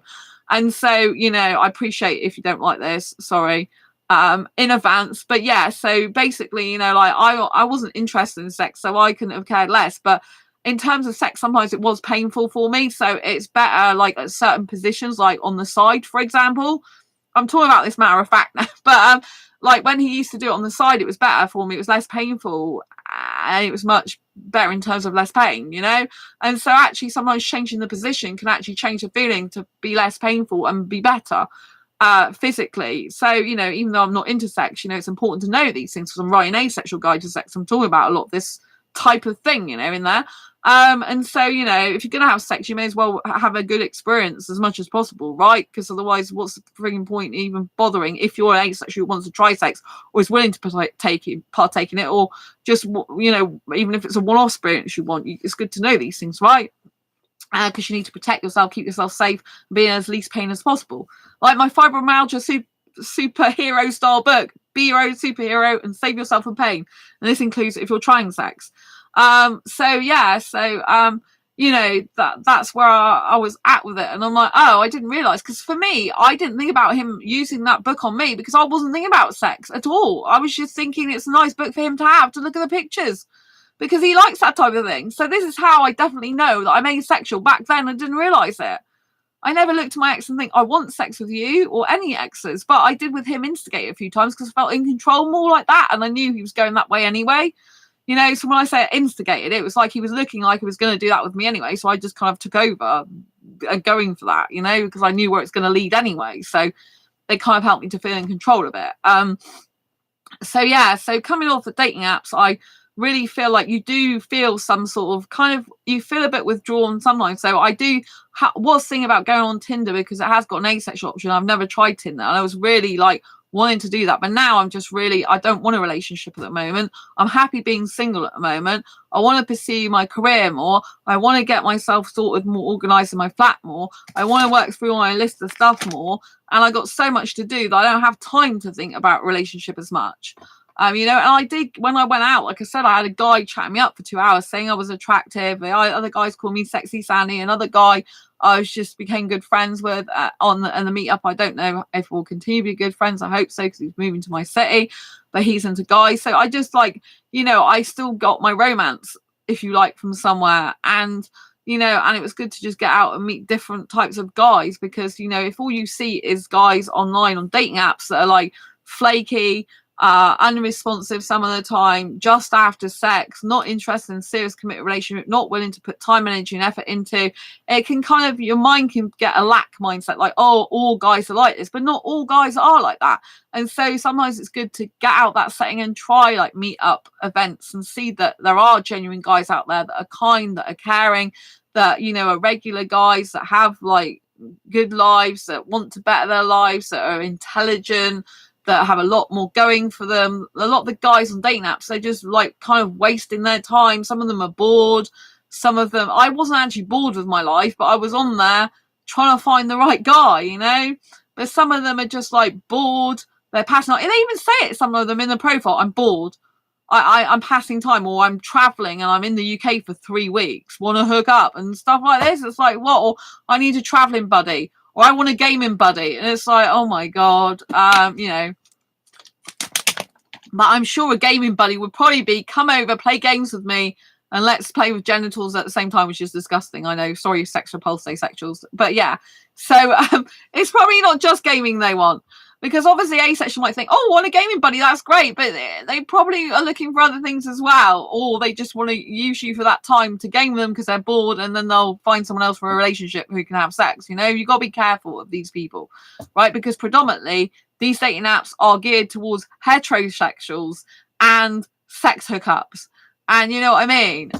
The good thing about Facebook dating is I did have real in-person dates from it, which I found good, to actually get some dates in real life, in real time, because a lot of the time when you're doing dating apps, you kind of get you have a games console. No, gamer, I don't. I'm not interested in gaming. I'm not a gamer. However, I say I'm not interested in gaming, but I would do the odd game, you know, like, but it's not an interest in mine at all.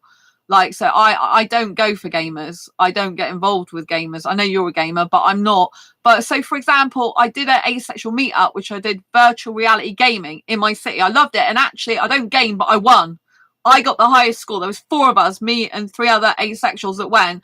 And I got the highest score out of everyone and beat everyone in virtual reality gaming, even though I'm not a gamer. So years ago, very much years ago, one of my friends gave me a Sega Master System, Sonic the Hedgehog. This really old stuff. They gave it me. It was old at the time, but yeah. And so, and I had an ancient retro like tennis game, which is just a stick. It's like this is dating back before my time. Like an older person gave it to me. And so, you know, but I'm not really good at gaming. I don't class myself. I've got a DS, like a Nintendo DS, like a little gaming thing, but I don't use it. Like I was doing Professor Layton on there, like solving mysteries, and I was good at doing that. And so, you know, if I was doing anything, I'd do that, but I haven't used it for like years, and I'm thinking about selling it with the games because I'm just not interested. You know, I don't have time to play games. I much rather be doing personal and professional development, writing my books, watching videos that improve my book writing or publishing skills, coming up with creative ideas about promoting my asexual guide to sex, blogging on this channel. I'm on this channel so much The brain training games. Yeah. So I'm on this channel so much, I don't have time to do much else. I don't have time. Like literally, I've got lists. I've got to do all this. I doubt I'll get all this done today. You know, yesterday I spent about three and a half hours washing my cuddly toys. You might have noticed they were all black plastic sacks, and I was washing pillows and stuff because they were sat in a box in my kitchen because I'd had COVID and I wanted to clean them all. So some of them were bathed before I had COVID. I've had to rebath all them and then rebath other ones. And then I had some water baths since my kitchen back in June because, like, you know, I haven't done that. So I'm way behind in what I need to do. So I don't have time to game. Gaming to me is not a productive, fruitful thing for me. I'm into personal professional development. So I'm, you know, but most of the time I know what I'm doing now. So I don't need to constantly watch other things all the time because I'm very much focused on being on this channel. Like I've been on streaming now for like an hour and 3/4, for example. Then later on, I'll be in my Asexualise Academy club doing live stream there. I'll be doing shorts, and it takes a lot of my time on this channel. You know, I spend a lot of my time on this channel. You know, and so yeah. And I have to get my kitchen ready because I have to do washing up and stuff like that because tomorrow the landlord's decided to get a property management people to inspect the place, like look around.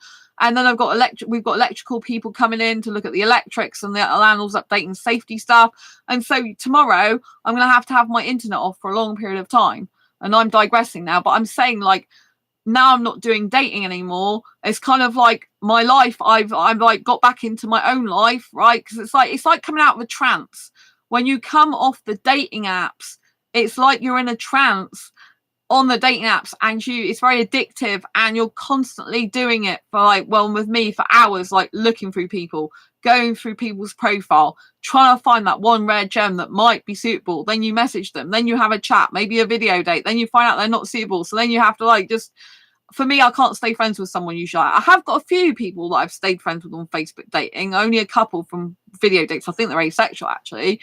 But yeah, the two I don't even know if they're still my friends on there because I've got quite a few friends on Facebook now. But and they don't talk to me anymore. But anyway, I still got a few people from Facebook dating that are my friends on Facebook, but they're no good for me in a relationship. So you could argue why if I even got them on there. But anyway, because they don't want to meet up with me as a friend, because it's like with them, it's like meet up for sex in a relationship or don't bother. And it's like, you know, but they're not suitable for a relationship for me, and I'm not interested in sex. So it's like sex with a relationship, or they're not interested in friends. So you kind of got the opposite. You've got a guy who wants to be friends with benefits, and the other guys that don't even want to be friends with me because I'm not having sex. You know, it's weird.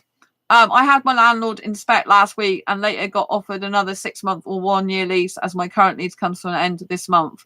Oh, well, my landlord is in Spain and he's never had a property management company before, so he's coming to do that.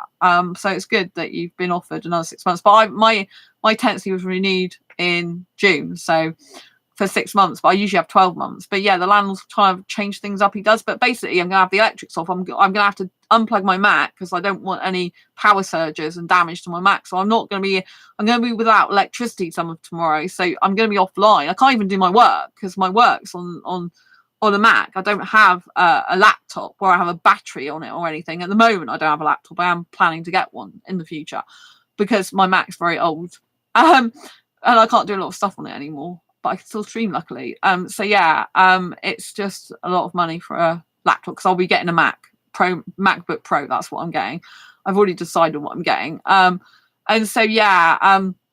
Anyway, going back to the dating apps, you know, like it is like detoxing. So I do feel like when you're on dating apps, I feel like you're in a trance and you're just like in this vortex or something where you're constantly like, well, it might just be because I'm proactive, you know, because I'm very proactive. I don't believe in just seeing what happens. To me, that is a very bad dating strategy.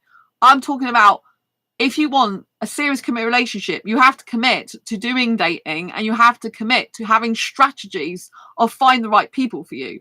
So how do you do that? You be open and honest, including about your asexuality up front. You be open and honest about deal breakers such as marriage and kids.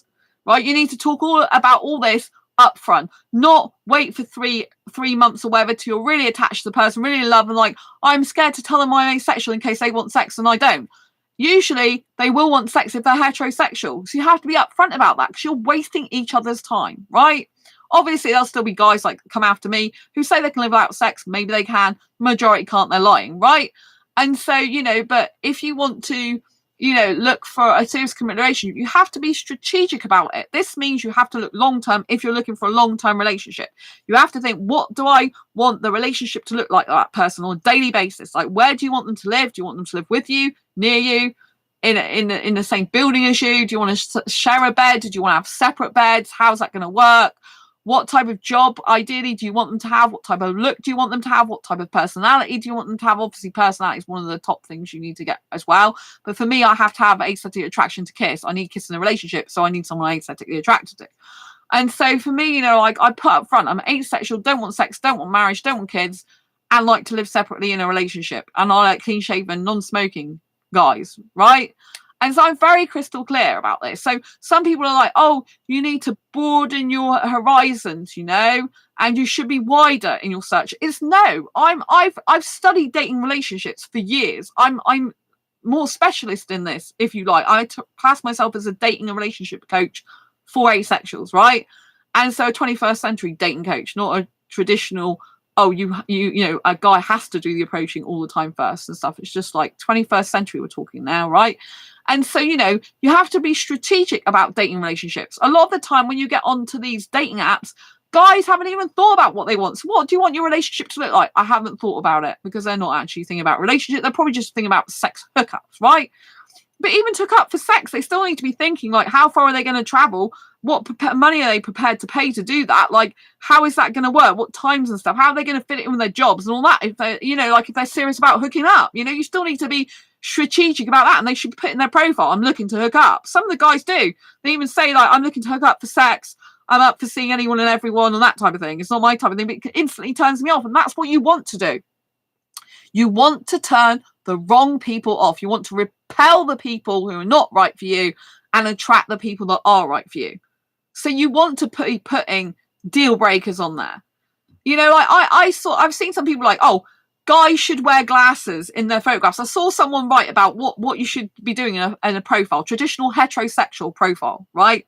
A guy giving advice. I think it was on Quora I found it. So my speciality is dating relationships, as you know. And so that's what I talk about most on this channel.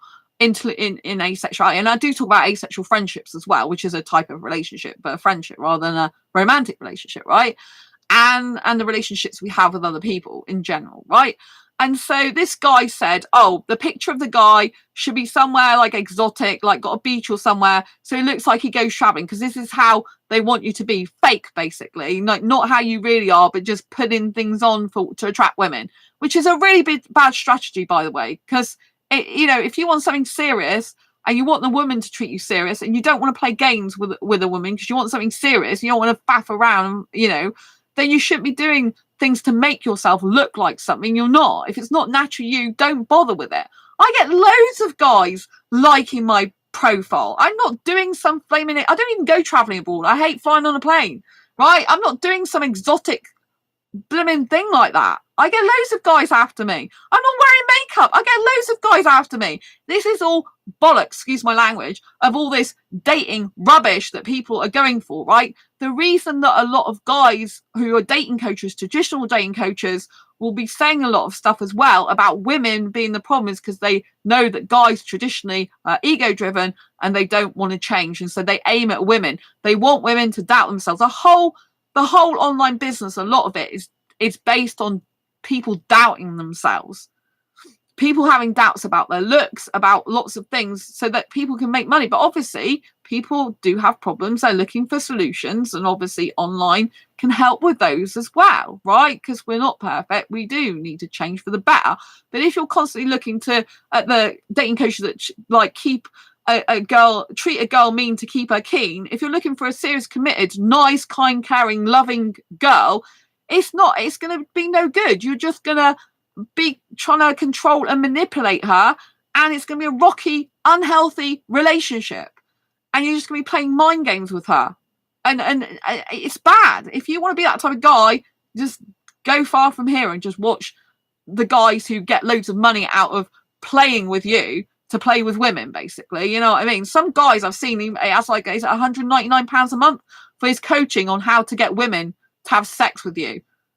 There's loads of mind manipulation tactics they use, and that's the type of thing I do research about, so I know, so I can help you on here and in my books to avoid situations like this. There's a lot of mind games they play, a lot of things that you might think are innocent and not. It's to trick you into sexual stuff, and to mind manipulate you so they control you. I hate these type of guys, but there's a lot of them, unfortunately. But there's still good guys in the world, right? And so, because for every controlling person, they need to have someone to control. And it's usually the person they're trying to control who's a good person, right? And that's how they can get away with it, because they're a good, kind person. And that's how they manipulate people who are empathetic, sympathetic, kind, caring, sweethearted people like myself. They try and target, obviously. But I'm quite aware of these people. So, you know, to get into a serious committed relationship, you really, really need to be upfront. You need to target who you want to be in a relationship with, the ideal type of person. And you need to repel the people that are wrong for you. You need to narrow your choices down in those respects. I watch a traditional dating coach, but he is traditional, but not in the mind playing games. He targets people who are women, who are conscious women, like myself, who are business driven, career orientated, and who are not into playing mind games. He gives strategies and tactics. I've been studying him for years on how to have a healthy relationship and what a healthy relationship would look like with a guy. And he specifically is a guy who teaches techniques without manipulation, without mind tricks, without playing like, oh, text him this and this is the response you'll get. Keep him waiting for this long. Like, obviously, guys say to men, keep her waiting. If a guy keeps me waiting, I'm not interested in him, right? I'm interested in a guy who's attentive, who is messaging me in a relationship, right? I don't need, you know, like, in a relationship I'm talking about. In a relationship, I expect more and want more communication with a guy in a relationship than I would need as a friend. Although my bestest friends, they tend to message me most days. You know, if they need time to themselves, then, you know, then I know that usually it's just I'm having time to myself or whatever. Well, I know they're having time to themselves because sometimes they just need to switch off like I do. And so sometimes there's a day or whatever where they don't. But I've got 3 best friends and 1 close friend. One of my best friends doesn't. She's not like that. She lives in Turkey now and she doesn't contact me very often at all. Gamer, better to be upfront and honest with what you want than you're either going to be reciprocated or rejected. Exactly, gamer. You said something before about not small talk. What's your favorite color? Yeah, so on dating apps, some of them do make small talk, but a lot of the guys on dating apps, all they do is say hi.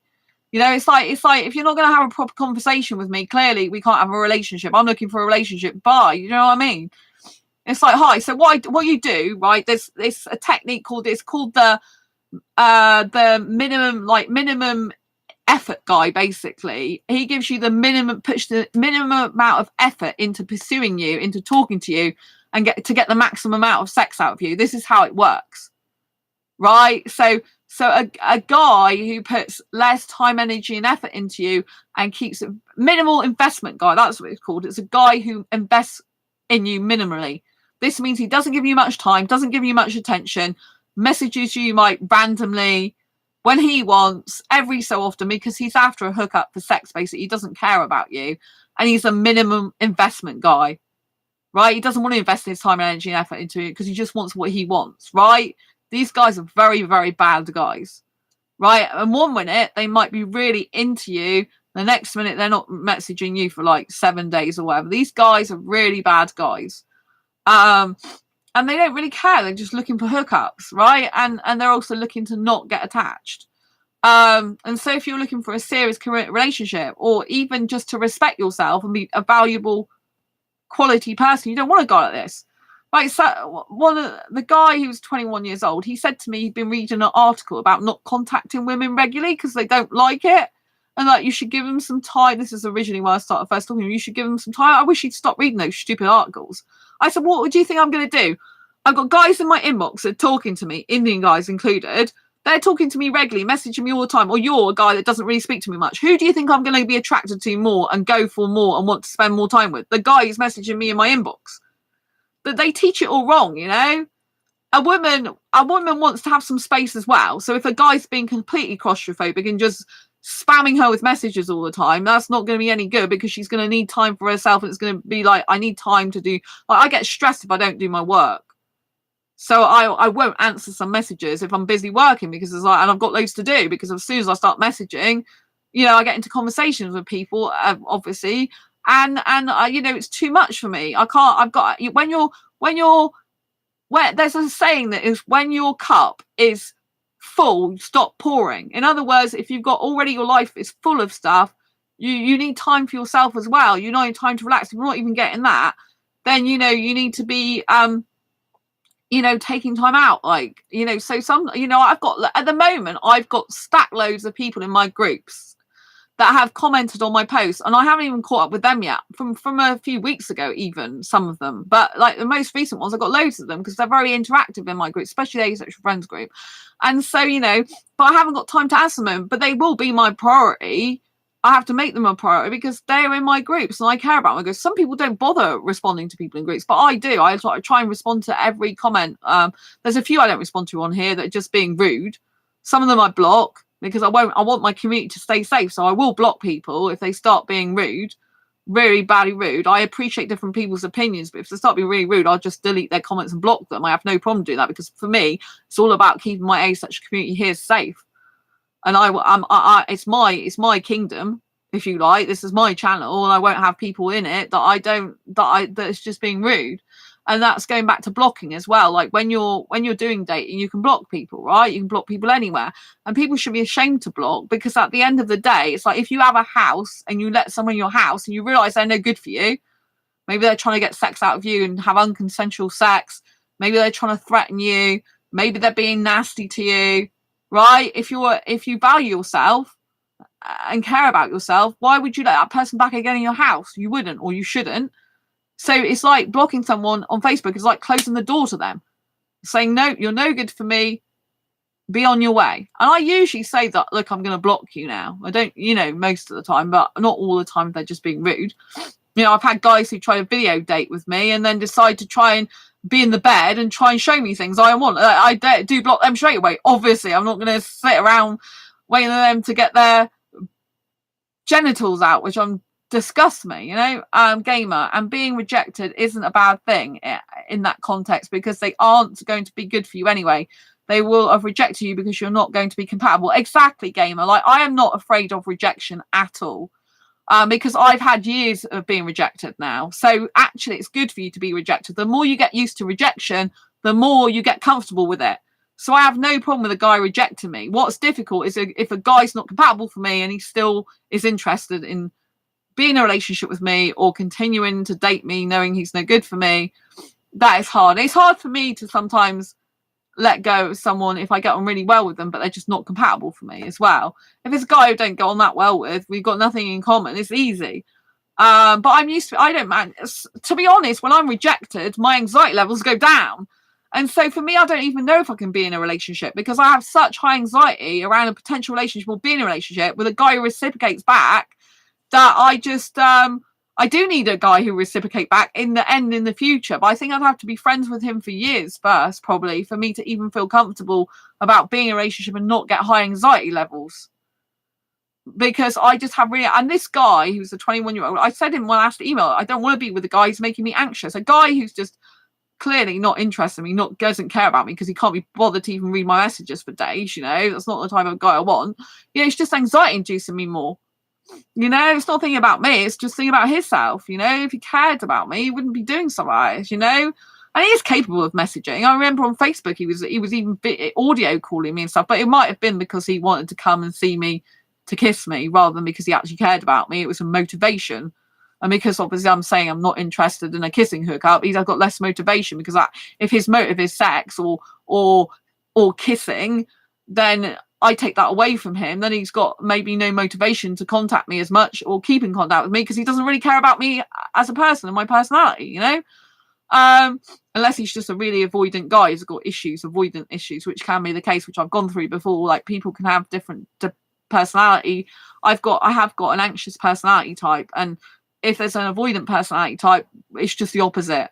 Like, the more that the anxious person wants to be connected to the guy, the more they want to be close to a guy, the more that avoidant personality type, which I'm talking about this in my books. I'm talking about personality types in my books, a big part of the relationship thing, because in my Asexual Guide to Sex book, it's no longer an Asexual Guide to Sex, it's an Asexual Guide to Sex with a lot of relationship advice. This is why it's taken me 3 years to do this book. The actual people who have been interviewed by me finished their stories in January last year with me. The last person did. So I've had a lot of other stuff that I've had to take priority. Like I've got legal paperwork, deadlines, has to be done, can't get out of it, right? So I'm doing it whenever I can. I haven't actually done any for about over a month now, I think it is, and that's really not good for me. I feel a bit disconnected from my soul when I don't write, so I need to get back to that as soon as possible. I've still got some legal stuff I need to finish as well. So for me personally, you know, if a guy reciprocates, it can get actually anxiety inducing for me. But I think that's because they're a sexual guy and they're not really genuinely caring about me. And my anxiety is a warning telling me this guy is actually no good for you, even though you really like him. I think that's, you know, because anxiety is a protection measure. So even though I have an anxious type of, you know, I have generalized anxiety disorder for a start. I was born into anxiety because I had a forceps birth. I was born into trauma. And so so I was distressed before I even popped out in this world. So obviously that causes anxiety permanently. I have done research to see if you can change that, but it's very difficult. Well, they say no because it's in your DNA, because it's before you were born. But you know, I'm open. I have changed myself quite a lot. So I'm like social anxiety. I used to have high levels of a social anxiety, but I don't really have social anxiety anymore. So I have changed myself majorly on that. That's the one thing I don't really get anxiety about. I do have some anxiety though. So from before I went out to this meetup group, I was feeling anxious, like, because I didn't know people there, and I was getting anxious about it. But as soon as I'm there, I'm fine. And so I do have some anxiety crop up, and my tummy goes a bit like, ah. But, you know, like if I have a guy who reciprocates, then it can actually make me really highly anxiety induced. And so I don't miss the anxiety that the dating apps was giving me in that way, you know, constantly having guys interested in me, maybe being interested in me, like romantic, but probably really sexually. And then, you know, like it just causes me problems. And then I get so anxiety induced, I can't be in that situation. I just have to leave the guy's life. So I really need a guy probably I've been friends with for a very long time, who doesn't need sex, who's a highly romantic guy and who really is into me and trustworthy and never cheats, doesn't flirt with other women. That type of guy for me, you know, and who's more, maybe even a little bit more tiny little bit more submissive, even, or got some feminine traits even, but a strong guy as well, which is very hard to get. Like I'm a strong female with a soft heart, but I still won't be messed around, you know. I'm not really a submissive type, but there are certain instances, like I said with kissing, I usually like to be on top kissing, but then I am fine with the guy kiss as well. But I'm really less submissive than I used to be. So for example, guys sometimes when kissing used to put me up against a wall to kiss me in public. Like I've had guys doing that before, and nowadays I just don't like that because I feel trapped. But some guys don't mind being the one up against the wall with the woman kissing them, because I've done that in clubs before. And so they don't mind being the one that leans back on the wall. And I'm okay with that because I'm gentle, because I know I'm not going to hurt them, you know. And in a kissing situation, I am like a gentle butterfly, though. I don't like any type of pain. I hate biting. I don't call that kissing. You know, I'm not into like anything like BDSM. It's not my thing. I hate that type of thing personally. I have a friend who's into some of that, right? Okay. So just because I'm not into it doesn't mean to say other people can't be. But personally, I'm repulsed. I hate it. It disgusts me. I do not see how anyone can like pleasure through pain. I have a pain condition though, 24/7, 365 days a year for the rest of my life, fibromyalgia, and being in pain all the time is not a good thing. Why would I ever want more? I don't. I'd rather have someone who's like, you know, being cute and cuddly. But kissing is obviously very, very physical exercise for me, very physical. Which I kind of like sometimes, like a full body workout, but sometimes it does get like physically get a bit much because my arms start shaking and stuff, and that's why I need the guy to take over and do the kissing and all that type of thing, you know. So you know, but you know, I'm not a girl who likes to be told what to do. I really don't like that. And actually I prefer a guy who's like, you know, like you can do whatever you want to me. Like when I've had heterosexual guys when I'm dating them, one thing I do like about them usually is like, you can do whatever you want to my body. Like they're giving me consent to do whatever I want. And so for me, that's a lot more free, even though they're respecting my boundaries. You know, they're having their arm around my back. I won't let them do stuff I don't want to do. So it's kind of like, I feel like I very much freedom. Whereas if a guy tells me, kiss me here, or touch me there. I hate that. I'm like, it's really repulsive, really trying to dominate me, control me, tell me what to do. I do not like that. It's forceful. To me, that's really forceful pressure. I like it when a guy's like, you know, like, I'm okay with that, you know, if I ask him, or what, you can do what you like, or I'm happy for that, you know. And so that to me is much better for me. It's kind of like, I can do what I want. I don't have to worry about doing the wrong thing. And, you know, but he's still respectful of my boundaries. I really like that. And heterosexual guys tend to be a lot more into kissing. That's why I've been going on dating apps and, you know, that are predominantly heterosexuals, because I love kissing so much. But a lot of the time, heterosexuals have kissing as a prequel to sex, and I don't. Like, kissing for me is like I was telling this to the part Indian guy, British born Indian guy, at the meetup, because he was asking me about asexuality. He's bisexual but into guys, and so more. And so I was talking to him, and I was trying to explain about my lack of sexual attraction and about my kissing. And so I said, most people like kissing as a prequel to sex, but for me, kissing is the starter, the main course, and the dessert all in one. And he's like, oh, did you make that up? Is that your analogy? I'm like, yeah, it's my analogy. It's like I use it quite a lot, because that's how it is for me. Like, kissing is like everything in terms of physicality, but I can't just have a guy kissing me because I'll be bored rigid. Like, I need intelligent stimulation and emotional connection and just being cute and cuddly together, you know, because if all he was doing is after that all the time, even though I love kissing so much, it would just be too much for me. So I need emotional connection, mental stimulation, physical kissing, and a guy who's just really kind and caring, you know, and 100% faithful. And I know what type of guy I want, but it's very difficult. But in the traditional dating coach, the one that I watched the most, who's very good, doesn't teach any mind games or anything like that purposely. He says that 95, this is for the general population. Don't forget we're asexual 1% or more, but we're called 1% of the population. 95% of people you come across on dating apps will not be the right type of person for you. That's 95% will be the wrong type. So he's the one who teaches like techniques for making sure you narrow down your choices, right?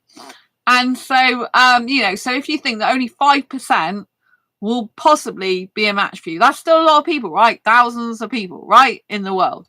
But then obviously we're asexual, so we're 1%, right? And that 5% is going to be predominantly heterosexuals. So that's why it's harder even still to get a match. And then for me, I like guys, right? More guys like guys these days. And there's traditionally usually more women asexuals in population than male asexuals. And I'm not sexually enough for the guys, usually on the more sexual end of the asexual spectrum, but I'm too sexual in behavior for some of the like asexual romantic guys, a lot of them. And also a lot of heterosexual guys don't even like kissing as much as I do. So I probably have more sexual behavior with the kissing than some of they do. But they're more sexual in private and sex driven and mad, you know? And so it's really difficult to find a match. So, you know, I think when you come off dating apps, it's just better to plow your time, energy, and effort into other things, which are what I'm doing now. I feel really good that I'm off there. At the moment, I'm content about being off there.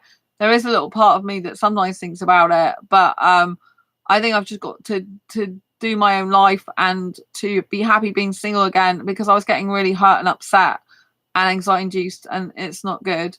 You know, so I'm not saying I'm not going to do that ever again, because there'll come a time probably where I will want to pursue a relationship again, but maybe not. Maybe I'll just completely change my mind and go the opposite way of being single. But I'm very romantically driven and very like into finding someone. So yeah, but coming off dating apps, I think it's a good thing. It gives you, frees up your time, helps you to focus on other things, helps you to spend more time with yourself doing things you want to do.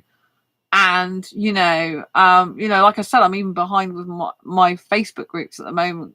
Asexual ones comment on them, so you know, I feel like I've got loads of time come back that's completely filled up. I don't know how I had time for dating before. I really don't how I had time, because I've just got so much to do now. I'm like, how do I have time for dating? And probably because I maybe neglected some other areas of my life or something. But yeah, so I think it's really good to come off dating apps. I think it's good to detox in that way. I think it's really good to spend time with yourself, focus on yourself, getting yourself into a healthier mindset place, you know, because I was getting to the stage where I just think all guys are really bad and it's just liars and guys who want to have sex and hookups. And when your mind's in that state, it's no good, because you'll tar every person, in my case guys, with the same brush, and that's not fair. So you need, you know, and coming off the dating apps, like, it's just so much, like, you know, like, not being actively on them is just so much better for my mind and better for me in my life at the moment. And meeting guys in real life and spending some time is going to be good, because I don't actually want a long distance relationship. I can't do them either, because I want a person in person I can kiss and cuddle. And even just being around guys and having some nice social time with them is really important for me, because I love socializing. I'm an extrovert, and I do get a sense of romantic feelings, even if they're not reciprocated or they don't feel like that. I just get it from being around them anyway. So it's kind of nice for me sometimes. And, you know, like, there's loads of people in the world. And I think when you're on dating apps and you just see the same types of people who are avoidant, because there are a lot of avoidance on there because they're avoiding getting into a relationship, as the dating coach pointed out the other day, which I didn't really think about. You know, it's not going to be good if you're an anxiously attached person, because they're just going to be the opposite of you and causing you more anxiety, which is going to be really bad for your health, which is what's happened with me, I think. And also, you know, when you're getting liars and not high quality guys, it's just ridiculous. Like, I need an intelligent guy. A lot of the guys I was speaking to weren't that intelligent. It's just like small talk. Yeah, like you were saying, gamer, about colors and stuff like that. They didn't even ask me my favorite color, because it's me doing most of the talking, I think, some of the time, asking them questions about themselves, which is another big red flag. If a guy's really interesting, you'll be asking you questions about yourself, find out about yourself, your life, your personality, what you like, what you dislike. They want to make you happy. They'll come from a place of wanting to serve you, as in make you happy, as in do things to please you within what they feel comfortable around and about. They'll want to, like, make you happy because they'll genuinely care about you. And so, yeah, I just think it's really good to get off that type of thing. Most guys are on dating apps just into dating several women at once as well, and it's just non-committal. I'm not interested in that. I need a guy who I don't even have to think he about question him being faithful to me, because I just know 100% he would never be with anyone else. And dedicated and loyal. Like, I've got friends who are dedicated and loyal to me, so I need to find a guy like that. But it'll probably take years, but that's okay. I've got plenty of time. In the meantime, it's good, I think, to be happy being single. I've written on a big post-it note, like, I'm happy being single. I put I'm happy being sexy and single, actually. I'm extremely happy being single. Do I want when I want? I love myself. So I think it's really important when you are going down the single route that you do give yourself lots of positive affirmations, especially because obviously if you're not on dating apps with people telling you look beautiful all the time and whatever, then it can be like, you need to keep up the positive self-talk and make yourself feel beautiful and sexy and hot. If you're asexual, then who's not into the word sexy and hates that, like, you know, cute or beautiful, feel good about yourself. You need to just fill your own cup up and get that validation from yourself, which is what we should be doing anyway. We don't need external validation from other people, because that means our emotions are up and down like a roller coaster, right? If we get external validation from other people all the time, then our emotions are at the mercy of other people. So you should be getting validation from yourself. Dating apps are a way of people getting validation to boost their ego or to boost their confidence. But obviously, if you come off dating apps and that's how you got your validation. I personally have tried to validate myself as much as possible. But if you got that validation from other people saying that you look good and wanting to talk to you and stuff, and you don't feel strong enough in yourself, then when you're on the dating apps, you know, you're kind of using that as an addiction to and a crutch. You know, like, say you had an injury and you're using a crutch to support yourself. You're like using other people as a crutch to support you feeling good about yourself, right? And if they take that crutch away, you'll fall down, right? So if you come off dating apps, you have to understand that you need to be using positive self-talk, bringing yourself up, saying, you know, you're doing well in life, you're doing really good. Like, I'm behind with the things I want to do at the moment. I've shown you, like, the list of things, right?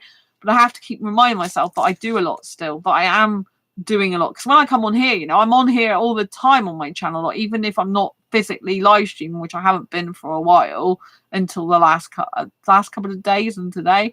And so you know, I'm still uploading content, I'm still like getting creative ideas, I'm still thinking of ideas for videos, and I do ad lib. You know, it takes a lot of energy to do things ad lib because I'm just talking from my brain and giving you my knowledge, you know, and responding to comments at the same time. It takes a certain type of person to be able to do that and to stay interactive with people and to talk for a long period of time. I'm a specialist in talking, so it does help. And I'm not afraid to talk to camera either and look straight in it. So yeah, so but you got to be careful you don't go cross-eyed like that. So anyway, I was talking about dating apps. Yeah, so it's good to come off them, but obviously you can feel withdrawal symptoms because if you got your validation from the people on there, then you need to validate yourself. So even though I've got a long list of things, I have to just say, oh, you did all this, I'm really proud of you, it's really good, you've done this, keep going, Sandra. You have to make yourself feel happy more because you have to replace the people that were maybe giving you some feel-good chemicals with more stuff in your life that makes you happy, that fills your own cup up, which you should be doing anyway. And just keep making sure that you're okay energetically, emotionally, make sure you're relaxing, making sure your health's good, and making sure you validate yourself by positive affirmations, saying, you know, I love myself, I care about myself, I'm beautiful, sexy if you want to call yourself sexy, if you like that. I like calling myself sexy. It's probably why I am sexy to a lot of guys, because I'm always talking about being sexy. I naturally am, but apparently I am anyway. I've been told that, like, I had a gay friend years ago. He's still my friend on Facebook, but doesn't talk to me really since he's hardly ever spoken to me since he's gone off to uni, and he works in television now, like producing. And so, but he used to say to me, like, I give off sexual energy, even though I'm asexual, because he knew I was asexual. And so it's kind of like, apparently I give off sexual energy even though I'm asexual. Oh, well, yeah, whatever. But, you know, I think I am a sexy girl. I just can tell with my body shape and the way I am. And also I got a sexy personality, like, and sexy intelligent wise. Like, sexiness isn't just about looks, and it doesn't have to be about looks at all. You know, someone who's sexy can be someone who's highly intelligent because it makes them super, super attractive. And, you know, for me, it's a guy I'm aesthetically attracted to and intelligently attracted to. It does make me want to spend more time with him, for example. You know, sexy could be like someone's personality. So sexy, like, you know, they're very outgoing, they're very bubbly, they're very bright, they're very fun to be with. That could be very, very sexy, right? And so if you've got someone who's like really good looking and who's fun to be with and who's intelligent, like, the whole package is quite sexy, right? And I think I'm those things for myself, and probably a guy who's like good for me. You know, and so I like myself. Like, I love spending time with myself. I get really into myself sometimes in a good way. I didn't used to be like this. I used to be bullied and at school, and I used to not be into myself at all. I just used to like my hair and my eyes. That was basically all I used to like about myself. But now I like myself a whole lot more, as you can tell. And so when we go on dating apps and we're getting, you know, getting some validation from other people, we have to like understand that when we might get withdrawal symptoms, that we might start feeling down. So it's up to us to motivate ourselves in life, to bring ourselves up in life, to give ourselves some love, some positive affirmations, some positive self-talk. It's our time to do some healing from past traumas as much as we can. It's our time to reflect on ourselves and our life, to give valuable feedback and insight to ourselves, to monitor our behavior, our thoughts, our feelings and actions, to go internally and reflect on them, to find ways forward. So we need to bring the focus and attention back to us. That's what I'm saying, right? So when you're doing a dating apps detox, you need to bring the focus and attention back to you, back to your heart, back to your body, back to your mind, back to being with you. Because I think we kind of might lose a little part of ourselves when we go on these dating apps, because if we're constantly looking for someone else, it's like our focus is on other people. It's not actually on us. And this is like similar to what happens when you get into a relationship. Sometimes you spend so much time with the other person, you end up becoming like them somewhat. It's kind of natural for couples to rub off on each other. So a guy can become a bit more like the woman in some traits and vice versa. But it's really important when we detox, because we're not focusing on other people all the time, that we're focused on ourselves. So in a relationship, you'll often find that people have a release when they get out of a relationship. They have a lot of upset, pain, grief, some trauma maybe. really, really bad emotions, but they also feel some relief because they haven't been able to be themselves totally. A lot of people lose themselves in relationships, and that's one of the dangers for me, that I don't ever want to lose myself in a relationship. And I've had that in the past where I don't even recognize myself anymore, because I'm more likely being this kind of stereotypical person that most people expect you to be, and also I'm conforming more to what societal expectations are of relationship. That's why I'm very crystal clear on dating apps that I don't want sex, marriage, or kids, and that I like to live separately in a relationship. And I even started putting, for example, on Bumble, when I was on that and actively on it, I haven't deleted the app yet, but I'm permanently on break from it. Then I want to live separately, and I'm unconventional. In the end, I just started putting them unconventional. I want an unconventional relationship. There's some people might think that's a polyamorous relationship where they have sex elsewhere, and see me, I'm not interested in polyamory. Other people might be, but I'm not interested. I like a monogamous guy who's faithful to me, and having sex with another woman would be cheating on me. And if they want sex, that's fine. I'm not suitable for them. Go and please have sex with other women, enjoy it, go for gold. I'm not interested. We're not compatible, right? So stop trying to make me something I'm not, or stop trying to say you can be without sex when you can't. You're just going to cheat on me. I don't deserve that. I'm a lovely person, and so I love myself implicitly. And so, like, when you come off dating apps, like, you really need to do this and, like, build your own cup up, build your own life up again, get really strong yourself. And, like, even if you split up with someone in a relationship, like, I find compromise very difficult, because usually I feel I'm compromising to a situation that I'm not comfortable with, and I'm doing it to the sake of the relationship, but actually it's not who I want to be. It's not the type of life I want to have, and it's just doing me no good, which is why I'm thinking maybe I just should really stay single all my life in lots of ways. But I'm hugely romantic, and part of me really desires a romantic relationship. I feel like I'm kind of the old me with the new me. So old me really wants a serious committed relationship to settle down and to live more of some traditional life, if you get what I mean. And the new me is like, I'm very independent, free-spirited. I didn't realize how free-spirited I was, but I keep getting people say you're very free-spirited, and I actually am. I'm an individualist, non-conformist, rebel, if you like. And I just like, I'm just like different. And so I like being like that. I can't do a normal relationship. It bores the hell out of me. And so I am really free-spirited, more than I thought I was. And so maybe I'm just not meant to be in a relationship. Maybe I'm just meant to love loads of people on my channel, love my friends, and just live a more life like that, where, guys I meet in clubs sometimes and kiss, or out, and that's it. Go home and forget about it, and, and just be free to be me. Because obviously at the moment, because I'm not in a relationship, it means I can move if I want to move. I love where I live, so I don't see me doing that. But, if I wanted to do like a job, for example, which I can't work at the moment, but say I wanted to do freelance work, but I wanted to do it with a company in London, for example, I could commute to London quite easily because I have no ties. I'm not in a relationship. Guy's not waiting at home for me, and I'm not committing to seeing a guy X amount of times a week, and I can be away from him. The guy might live in London. I do think like London's like my second home though. I love London. I have thought about moving there, but I really like where I live. It's more healthy for me. Don't get black set up my nose either from here, but I do London. But I still feel part of my future's in London, so I'm very drawn to that. And there's probably more asexual guys in London. There's probably more Indian guys and asexual Indian guys in London. But again, you can't just go out, hey, asexual Indian guy, can't, where are you? But one day I might do that. I might put an ad in a paper where and say this is like what I'm looking for, but then I get all the sexual guys after me, tons of them, thousands of them. I'm sure it'd take me weeks to trundle through them to get to the one who says he can live without sex, but he smokes and he's got a beard.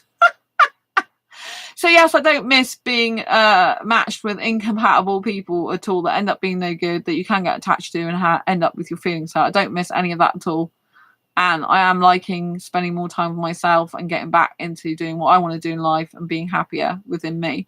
So yes. Anyway, thank you for watching this live stream, which has been 2 hours and almost a half. Let me know if you are using the dating apps, but you've decided to come off them too, how that has affected you, whether you've had withdrawal symptoms where you felt really good about it, where you felt a sense of relief and like you've got your life back, your time back, whether you found it hard to fill your own cup up and feel fulfilled in your own right. Let me know if you've tried meetup.com, like gamers installed meetup.com now. Let me know if you've tried, like to meet different people through different groups. Let me know if you've met someone in an asexual meetup. Obviously, asexual meetups are one of the best ways for potentially meeting a compatible asexual life partner, although meetups traditionally are used for socializing and making friends more than a relationship. So my meetups for asexuals are not used for specifically meeting someone for relationships. Some people are already in relationships in my asexual meetups. Some people are not. Some people don't want relationships, but that's one of the ways you can find someone. But for me, I've not been able to find the right asexual guy for a relationship yet at all. I have never been able to find the right guy for a relationship. I've been in 2 long-term relationships with British guys in the past, and neither of them were right for me. The last one who I haven't been with since 2011, I thought he was my soulmate because we were friends first, but that was definitely not a good guy for me. Definitely not. So yeah, but the world is big. There's loads of people out there, and even if you're not on dating apps, it doesn't mean to say you can't find someone. You just need to keep putting yourself out there in situations where you're open to meeting different people, finding different people, and enjoying your life. And just like, I'm going to be so busy when the Asexual Guide to Sex comes out with all the promotion work I have to do for it, that my life's just going to be so busy, like it is on here. I mean, I'm on this channel loads, more and more. It's kind of my life a lot of the time. So anyway, I love you and leave you for now. Don't forget to give this video a thumbs up if you like it. I hope you got some value from it. I hope some of it you found useful, helpful, insightful in some way. If you did, please give it a thumbs up. It does help the channel, helps raise more awareness of asexuality. It helps people to discover this channel and videos that can really help them in their asexual life. On this channel, I can cover asexual life, dating, relationships, friendship, love, relationships in general with different types of people. And also I have entertainment videos now, vlogs where I go out and about. I upload videos on my asexual life, and we're currently in Ace Fibro Girl Awareness Month, which is teaching you how to be the superhero of your own life and save yourself from pain. And so if you are finding dating apps are painful for you now and they're causing you more upset and pain than happiness, then come off there, at least for a while, relieve yourself of that pain and look to a good and happy future again. I love you lots. Always stay ace. Thank you for being here, and thanks to all the people in chat today. I like to mention you all, so I really appreciate you being here. Thank you to Gamer who's been here a lot today. Really appreciate you. Thanks to Alexandro. Thank you to Sard. Thank you to Liam. Thank you to Theola. Yeah, you've all been amazing. Amazing. And Rob, lots of love to you too. Lots of love, everyone. And I'll see you on the next video live stream. Take care. Lots of love. Don't forget to subscribe and hit that bell icon so you never miss an episode, including unusual times like this. See you soon. Lots of love. Bye. Mwah.